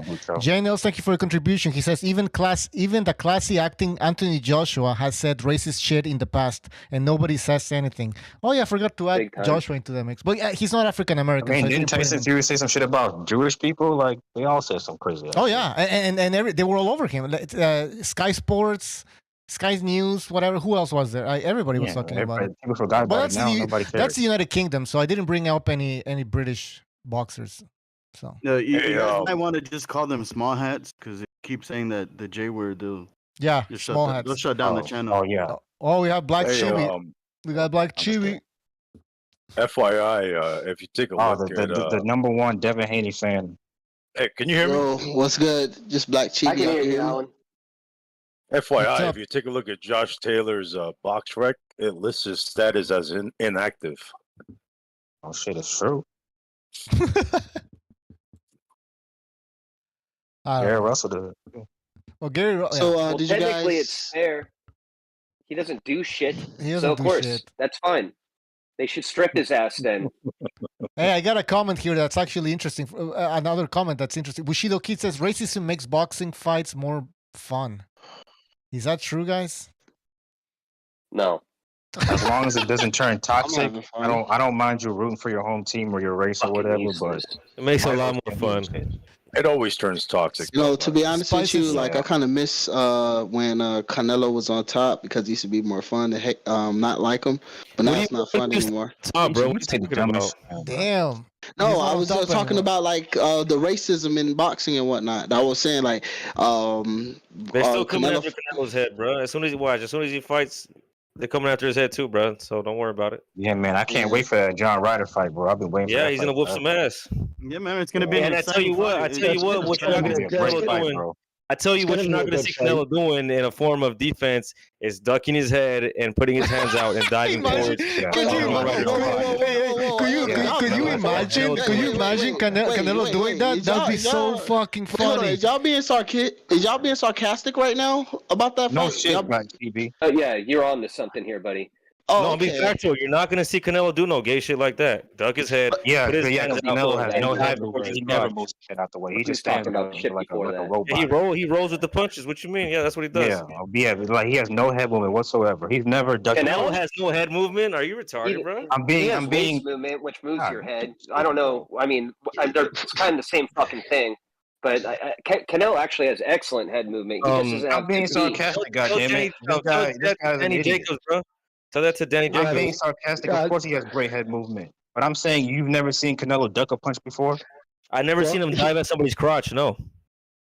He has some of the best waist up movement. Why wouldn't he use his size as an advantage? Or in this case, his size is never an advantage. Of course, he's going to duck under Ryan Garcia's punches, and obviously, it was the right thing to do because he got great leverage on the shot.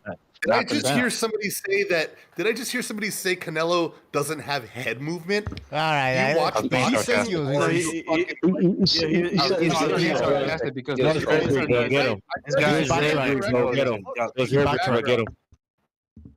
This guy was trying to say that Canelo doesn't duck or doesn't duck. No, but Never Silver made a great point. I'm not saying that.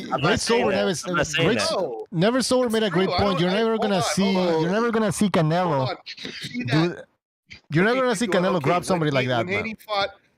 When Haney fought Cambosis, worst of all, Linares, it looked like he was giving him a blowjob. You know, he was fucking holding that motherfucker. Oh, okay. One thing. Listen.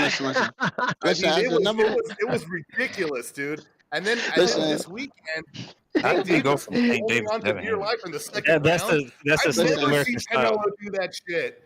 Bro, listen, I'm just put it to you.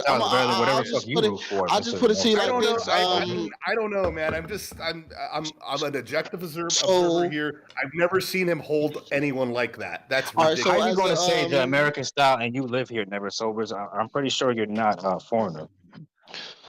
Excuse me. You know, so as the number one most hated person on BDA boxing, I would say that Devin Haney is a better boxer than Canelo. Slick American style. I was saying, I think that what you mean to say is that black style. That's what you want to say. Slick American style. Slick athletic style. Slick African American style. That's what you want to say. Slick athletic style. Yeah, okay. That's Twitch style, you know? Yeah, y'all love using code words. Crips, Slick American style. I know what you're trying to say. What does Slick American style mean, bro? How crazy do you sound right now, bro? It's the truth. Well, it's the truth. The blacks fight a certain way because they're more rhythmic, and that's not a lie. We actually were more diverse than any other group in terms of fighting. We got guys that can come forward, fight on the back foot. You can do it all. Who's coming forward? Devin Haney. Are you? Yeah. To survive, not to actually go to war. Bro, Grace. Does Gary Antoine Russell fight like Shakur Stevenson? No. Does Deontay Wilder fight like Devin Haney? No, we're talking about that one particular style. The fucking. Yeah, they you know, mastered that style, Yeah, but movement style. The You know, Devin Haney moves forward to survive, not to go to war. So that's a really bad example. Maybe pro grain. But it also all Regis depends on where Progress. you're from. Because, like, for instance, if you get like a Detroit boxer or something like that, they're gonna move a lot. And then if you get like somebody from like Texas or Philly. something like that, they come in to fight. And then they got the Philly style. So it all depends on what area you're from, who's your coach, who's coaching you, what type of style you're gonna come in there with. So. Right. That's a pretty good breakdown. Who just said that? Who just said that breakdown right there? Black Chibi. That Chibi. That's a really good breakdown. That's true. I mean, Texas fighters come forward to fight. You're breaking down the regional areas of how they fight, and that's great. That's that kind of conversation I like, because you see fighters like just for example, Jermel Charlo. He is a pressure, hard hitting fighter, and you see guys like Boots. They do fight a different way. It's just. That's a really good observation. Thanks for bringing that up. That's obvious, though, don't you think? We've known this forever, and half of us. Not everybody knows that, though. I mean, that's pretty good. Who doesn't know that? According to Never Sobers, they're all slick, athletic style or whatever. Yeah, did I say they're all? Did I? Wait! Don't twist my words. Did I say they all have a slick athletic style? I was talking about the clinchers. I was talking about the clinchers, bro. You guys think all Mexican fighters fight the same? Break it down. You can't just downgrade everybody just to being a slick fighter. There's more to being a slick fighter. That you can be a slick fighter that comes forward and puts pressure. You can be a slick fighter that knows how to do counter shots and more defensive minded. There's a different variety of styles, and it's really good to hear somebody just break down, towns and what they're known for, and that kind of stuff is kind of cool to hear. It's gym culture. Every gym has its culture. Every region has its culture. Back in the day, Philadelphia was brawlers. New York guys were more of the fucking up on their toes dancing. Same with Ohio. And, Ohio's brawlers. Yeah, and Mexicans. Yeah, Mexicans were always fucking hard nosed. Like, you don't have to find a Mexican. He's right there. He's not. You never didn't get to see a Mexican run from a fight. Boxers, that is. And then the Europeans, they fight forever. Like, they can literally go 30 rounds. The Japanese have an in and out style. Like, even in a way, it's in and out, in and out. I haven't seen too many Japanese boxers, so I can't really go off of that. I can't go off of this Inoue. I gotta see some more Japanese fighters first. There's plenty of them out there. That works in Japan. That's what he says. It's hard for you to get a look at them. But yeah, Japanese style is pretty fun. I think they have. What's the UK style? Have some good little fighters. Wait, on the style. Kind of straight up and more linear. The UK style is essentially very more natural. It's like more of a natural style because, like, they still have the old school traits. Like, they still have that same type. Like, if you listen to like coaches that are from the UK, they'll tell you like they'll tell their boxer to particularly hit them in the kidney, but you got to find a way to get there. Just keep hitting them in the kidney. Like, that's how but like I said, it's all depends on where you at. Like, so if I think like this, if Ryan Garcia were to go to another gym and get that kind of style, like, just to learn some new moves, I think he'll be more fresher too. Instead of that just coming forward style. The Europeans are very textbook, and the further east you go, the more textbook it gets. With the Soviet style. Yeah. Those guys. Soviets have a little bit more pop to that. They have a. I don't know. The Soviets it's very textbook, bro. They keep their hands. The Soviet. I know, but they load up though. If they just don't box, they'll hit you the Soviets, what the Soviets do, a lot of people like from up there in like Ukraine, they depend more on the jab than anybody. That's why they're so great. Like, they really know about that jab. They'll keep that jab out there all night. So, that's because they want to line up power, though. Think about that. That's why they're not just. Well, that's what Ryan needs, man. Ryan needs an overhaul with that. He needs to get more patient and have more poise when he fights. He has that reach.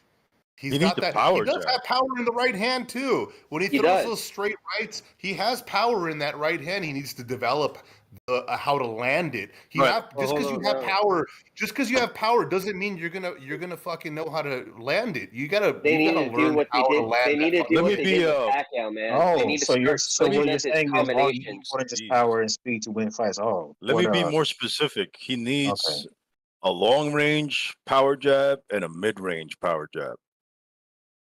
Man, that's like trying to teach an NBA basketball player who never was good at shooting threes. I don't think so, dude. He stands straight up already. That's exactly that's a natural. Ryan has like the highest ceiling, bro, for potential. He needs to go to the Kronk gym. No, I'm gonna tell you exactly what gym he need to go to. He need to go to, if he goes to the Shakur Stevenson gym and learn how to move his head a little bit more, and learn how to sit there, stick and move his head a little bit more, he will be a complete fighter. But until he does that, he gonna never. I agree. You don't want to. You out of your damn mind. It's that. You think it's that easy? Come on. No, I would send him the Roach. I thought that was the best idea I heard so far because he's aggressive. You want to add on to that. It takes years and years and years to become that good. You're not just going to learn that in 2 or even 3 It's not like he's never fought before. And right now, his brain is still malleable. He could still do it. Your frontal lobe doesn't even develop until at least you're 26. So he's got. I'll give you credit, bro. You're very optimistic, but I didn't see it. Listen. I'm not saying he's going to be a pound for pound star or anything. He'll be a better fighter. We're not saying he's going to take over boxing and be like this mega fighter, rare breed. We're saying that he has time to develop some skills. For sure. Now, where those skills take him, we don't know. But he does have time. He's going to get a title again. If he stays in this, tossing him in the fire and saying, "Forget it." Like he's got. I'm telling you right now, he has too much media exposure and he had too high of a profile for them not to want to get this guy a title shot again. It's insane. They're going to figure out a way to build him up.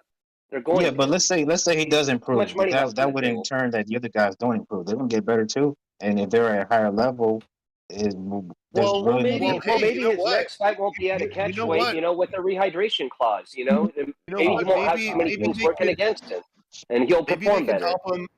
Maybe he can improve, and you know what? He's 28. Maybe they can carry him like they've carried. He's 24. 28, and give him a bunch of scrubs to fight to look good against. I don't know. Maybe they can do that. He's not 28. He's 24.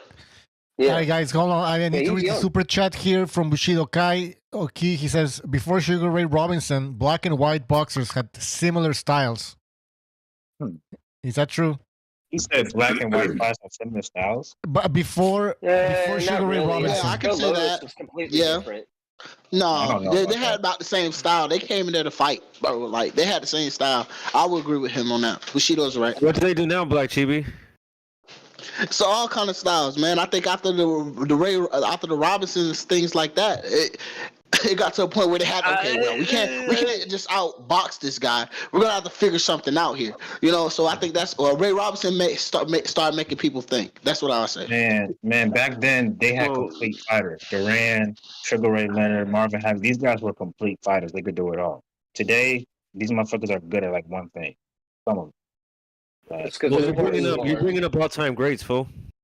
Yeah, but even the guys who are lower level than those guys were, a lot of them were complete fighters. Are you saying Floyd Mayweather's career is not what it is, what some people make it out to be? When he said, by the way, Floyd is exactly what he's saying. He's Floyd Mayweather's definition of a complete fighter, especially at his peak.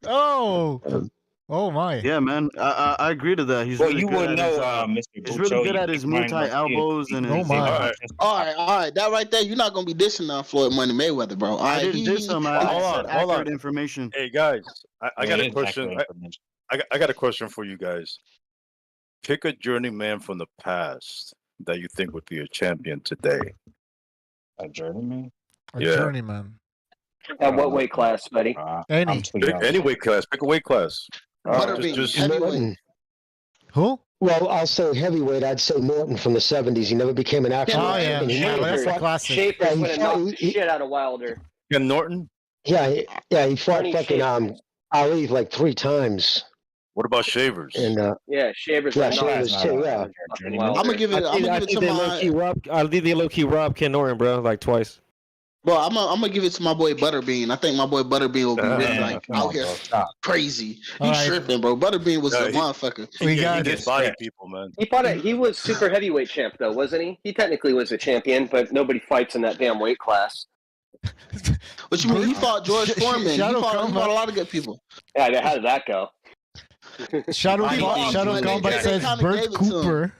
Bert Cooper. No, he's a tough dude. Yeah, who's the dude that fought Conor Benedad that got hurt really bad? But Joey Gamache. David Tua never got a title. Did he? What's his name? David Tua. G-Man, the G-Man. Tua, yeah, Tua. Oh, David Tua. Yeah. That's true. What's his name? Oh, man, but he went to fucking jail, man. Gerald McClellan will run through everybody at 160 right now. Who? Gerald McClellan. The body snatcher? No, not the body. The one that got beat into a fucking wheelchair, bro. Yeah, by by the way, you guys, everybody right now. Are you sure? You don't think nobody would beat him into a wheelchair again? Wait, he beats what? He beats everybody at middleweight, super middleweight. Yeah. He kind of showed that he wasn't tough enough to hang that for that long, bro. To be honest, that was a nasty ass fight, though. You guys watched that, right? Bro, Conor Ben, I think he was on some shit that brutal.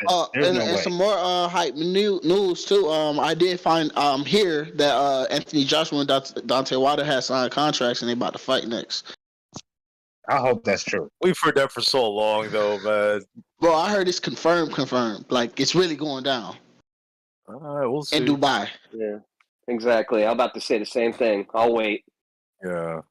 Okay. Did Eddie Hearn show the 50 million? Did Eddie Hearn show the 50 million or what? Oh no, man! I just heard that they about to fight, man. It might be a lie. I hope you're right, man. I really you guys remember? Bro, they've both been knocked out, bro. They were trying to set this fight up when they're both undefeated. They've both been knocked out since this fight. That fight does not mean the same no more. You guys remember when it didn't happen the first time, and there was I think 120 million on the table, and the fight didn't happen. So, yeah, I'll believe it when I see it.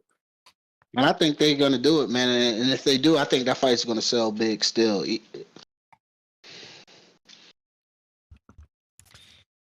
All right. Let's see more comments in the chat. Somebody mentioned Francois Botha. I think I don't know. Andrew Galata, right? Racer Roddick.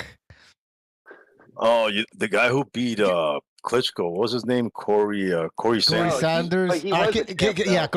Can we get away from the heavyweights though? Because heavyweights, it's like, All right. Well, it's just an easy comparison because this fucking era is so pathetic. Exactly. So let's pick another, like welterweight or I don't know.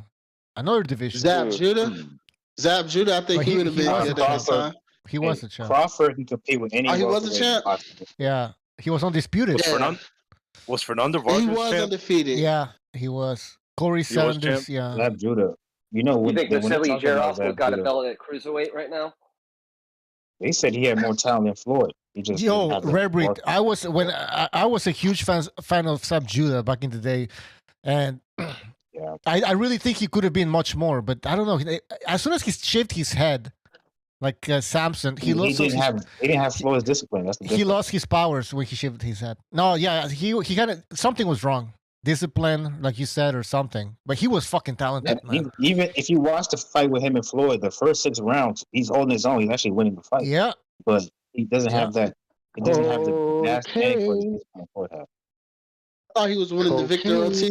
Cocaine? Let me stop. Who's already saying cocaine? Oh, yeah. Yeah. What about oh, yeah. I got a good one for you. What about Ike Cortez? Well, he was a champ. Oh, yeah. He was a champ. But he was good. Yeah, he did Oscar. Yeah, you're right. He was a champ. We're trying to find guys that weren't. It's difficult to find non-champs because I don't want to say it's easier to hit. Yeah, well, it is. hard. It is. Now you can grab a belt, you know. Yeah, the drunken Emmanuel Augustus.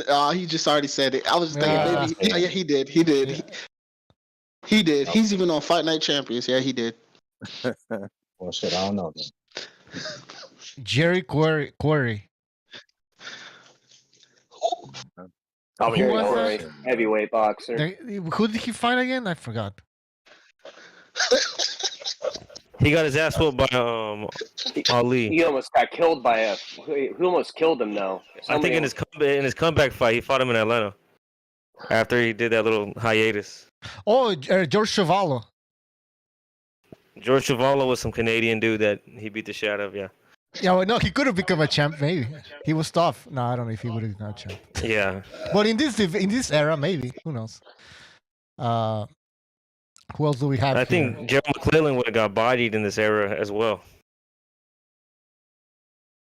I think Triple G would have put him in a wheelchair too. Yeah, I don't. You have Canelo now. You have Benavidez. You have Golovkin, like you said. So I don't know if he would have become a champ now. Mickey Ward. I don't know. Mickey was tough. That dude said that was his hardest fight.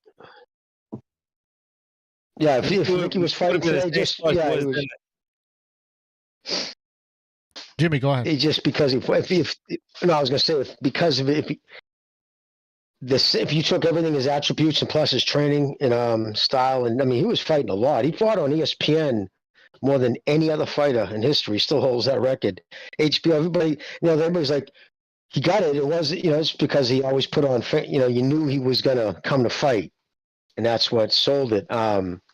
But yeah, it was after his hand was breaking. It folded. It broke 5 times in a row in the first round. That was what fucked him up. So then he was always used as a the guy that, well, if you can get Mickey Ward in, you call him as a win. You know what I mean? So he was constantly fighting good guys, like one after another. And like from Shane Neary, I believe he won 3 Fighters of the Year, like 3 years in a row. He was in a Fight of the Year. So that was a different time. Yeah, it was different fighters. I mean, I'm thinking right now, 140. There's nobody at 140. I think what I know would stop him. That's for sure. No, there's nobody at 140 would stop him. Probably no not. fucking way. Didn't you tell me, Jimmy? Though after he had that hand injury, they took a bone out of his leg and like fused his freaking out of his shin. Together. That's the back. They sliced a piece of shin bone off and they wrapped it around the back of his palm, the back of his hand. There was a German doctor. Well, the first guy he ever did it on was Knuckles Nyland, a hockey fighter in Kent from played on the Montreal Canadiens because he would break his hand so much in helmets. That'd be awesome. Jimmy, that's better than getting a part of your forearm taken out to make a dick. You know? Right. Exactly. Hold on. We got Jonathan said Edwin Valero. But yeah, well, he could have become a champ for sure, but he offed himself. And somebody said, oh yeah, Gonzalo said Dmitry Pirog. Oh yeah, he actually would have got it, but he just got hurt. He was on his way. It's not like he got taken out by anybody. He had a back injury, right? He was fantastic. Yeah. I'll go on record saying that I think it would have been Triple G back in the days, but that's me. I don't know about that. Not a prime Triple G, but that'd been a good. Yeah, did you see prime Triple G used to headhunt? Yeah, but Pirog went life and death with Ashita, and Triple G killed Ashita. Yeah, so but he already had his injury though. Well, he didn't have the. My point is when Pirog fought Ashita, he didn't have the injury either. I just doing the triangle Pirog bodied Danny Jacobs when he was undefeated, and Triple G went 12 rounds with him after he went through cancer. Yeah, I was about to say that, but yeah. But he was also cruiserweight that night. He came in, he was probably 190 something pounds. He was fucking huge.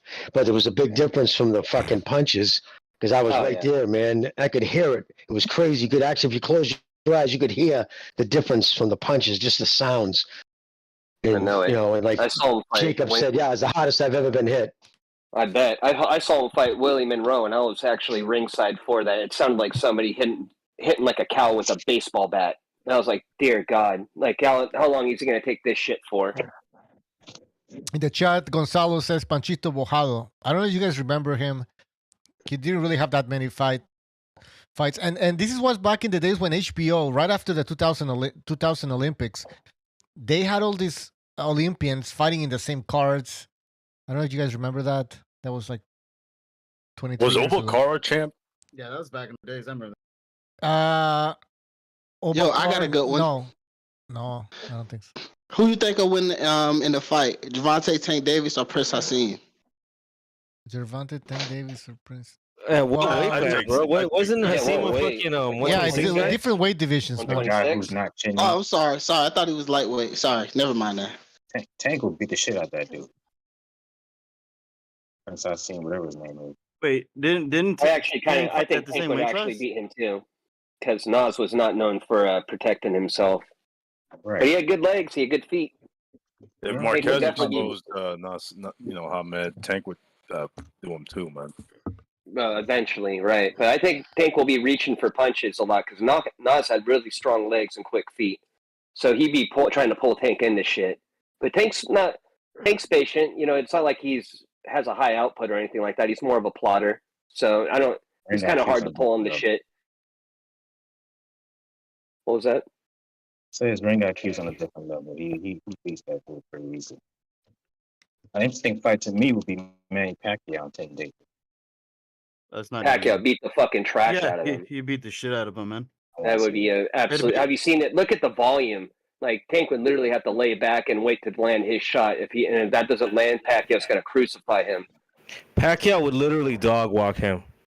Because see, Pacquiao's not going to respect his power either.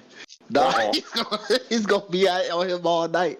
Exactly. Tank's gonna really have to load up that shot to back him off, and then it don't land. Pacquiao's just gonna keep on with the program. And Pacquiao has knockout power too. Tank hasn't been hit like that. And Davis fights like he's on a budget, bro. It's like he's kind of like Adrian Broner, so he's gonna get lighting up like a Christmas tree. Let's be real. Personally, I think he's better than AB, and also I think one of Pacquiao's weaknesses is his counterpuncher, and Tank is a really good counterpuncher. Yeah, well, that's actually his only avenue to win. I agree with that. All right, super chat, and by the way, Rare Breed, we can barely hear you. I don't know what's wrong with your mic. Jay Nels, thank you for your contribution. He says, "Do you think Ryan Garcia could have won if he had fought the way Joshua did against Andy Ruiz in the second fight?"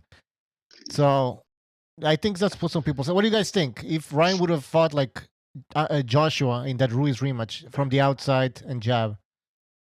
No, I think he'd have a better chance. Yeah, he wouldn't have won that way.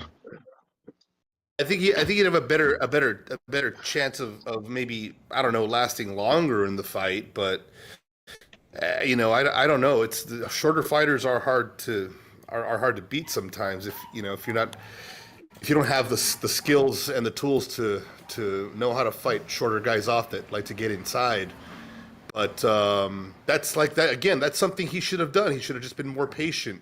And I think that's what happened with Joshua. He made it a boring fight, but he was extremely disciplined and he was extremely patient. Also, it didn't fucking help that Andy Ruiz came in like a fucking house. He was fat. If he was more in shape, it would have been a different Joshua was running for dear life against Andy, bro, in that second fight, dude.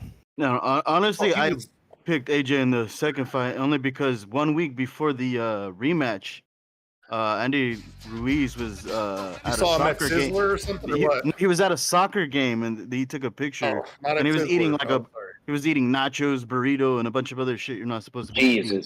Yeah, 1 week before the fight, man. Like, no, I know people in Southern California that saw him just eating fucking pizza and tacos and whatever. He was just fucking dogging out on food.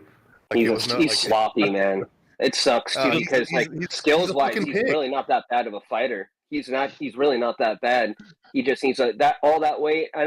We were having this conversation actually before the second fight, and people are saying, well, maybe the extra weight helps him, and that's how he has to operate. Nobody needs to operate at that fucking weight. He needs to fucking get his life in control. Freddie Roach said he thought Andy was better fat. He was just, he just was able to absorb punches, and he's not crazy. Like you could be in shape. Hold on. You can be in shape to and have stamina to go several rounds and have some weight on you. But you're walking a very fine line right there. I mean, you're walking a fine line. It's like you're like a donut away from collapsing. He was 280. Being in fighting shape isn't the same as necessarily being like physical fit shape. And wasn't Ariolo smacking him around? Lug that around the ring. You think that's going to affect his cardio and his punch output? He's too fucking heavy. If you want to tell me like he gets down to around like 255, 260, I might have been more on board with that kind of shit. But 280, what the fuck is that? That's just like almost sounds like he didn't train. Way too much. Yeah, it's like he didn't train. Quags. Yo, buddy. He was 256 against Areola, and Areola was smacking him around the ring, man. But you know what? I know, but you know what? I'd rather him get beat up like that than getting beat up at 280. Now he has his built-in excuse. Maybe then, to your point, he's not as good as you thought, and maybe that's a bad style for him. Maybe he's not used to fighting guys that look him in the eye. This is the problem. This is the problem with him. When he was fighting, when he fought Anthony Joshua the first time, he was active. He was active, consistent. He was fighting everybody. He just had lost to that one guy, Josh Parker, and that's the thing. Once he lost that belt, he got inactive and started chilling and showing out. You know, that's what his problem was. If he would have stayed active, I think he would have beat him the second time. But I mean, he was a fat fuck. He was still a fat fuck before the Joshua fight. But like Chivi said, he was active. That means he was in shape. When you're active, you're heavy, but you're active. You can go 12 rounds easy. But after that win, man, he had a Taco Bell IV in his fucking arm. I don't know what the fuck he was doing. That Joshua money paid for a lot of barbecues, man. That amount of weight to put on the size of a body like that, because he was already heavy, and he threw on an extra 20 pounds. You're like, oh my god! Like, I wonder what his trainer was really thinking. Have you seen his legs? He's got fucking tree trunks for legs. They're pure muscle.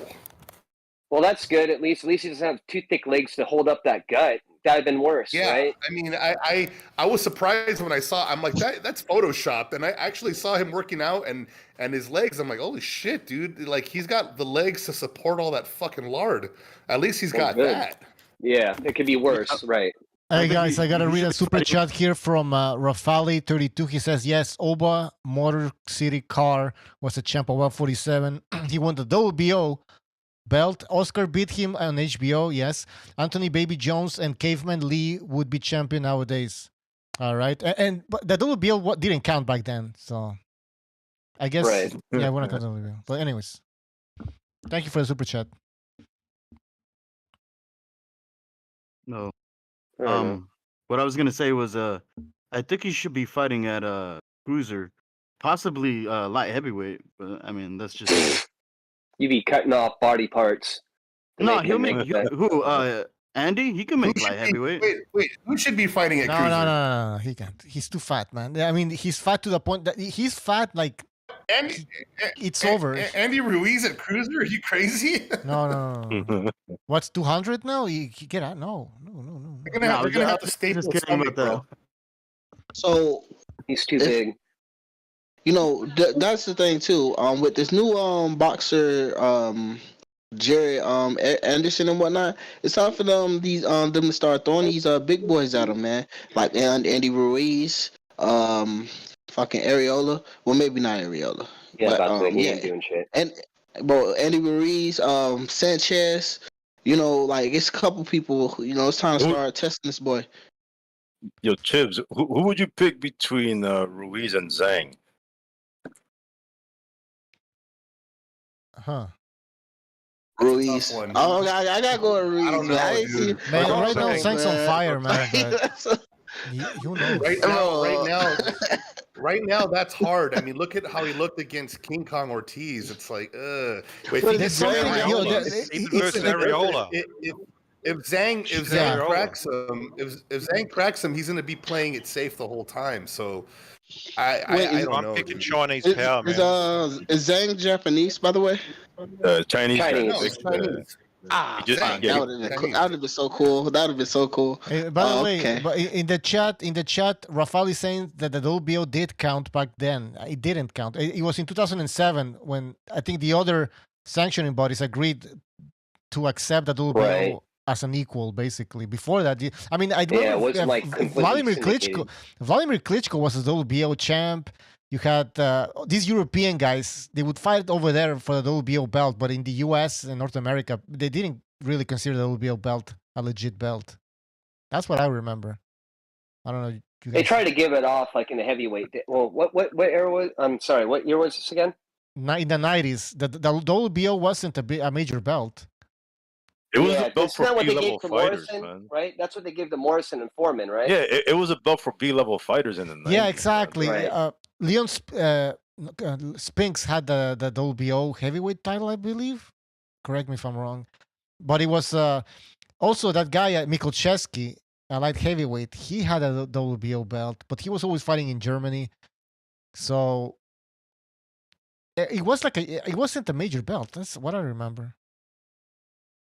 But anyways, the guy saying you guys look your history up. Well, that's what I remember.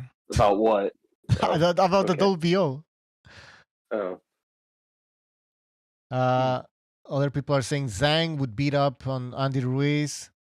Zhang, the up and coming 40-year-old. He's almost 40, guys. But still, he's a heavyweight. Yeah, that's so. true. All right, guys. Maybe we should end the show. It's been an hour and something, 2 hours. I'm gonna call it a night. All right, guys. Guy. See you. Thank you for joining the show. We'll see you next time. All right. Everybody in the chat, we're gonna cut it short. Short. It's been 2 hours, but yeah, stay tuned for I guess Sunday, a post-fight show. We have a Camarón Cepeda fighting, so we'll talk about that. He's not fighting a great opponent, but still, he's a fighter that we should keep an eye on. And yep, thank you thank you for all the super chats and everybody who hit the like button. We'll see you next time. All right. See ya.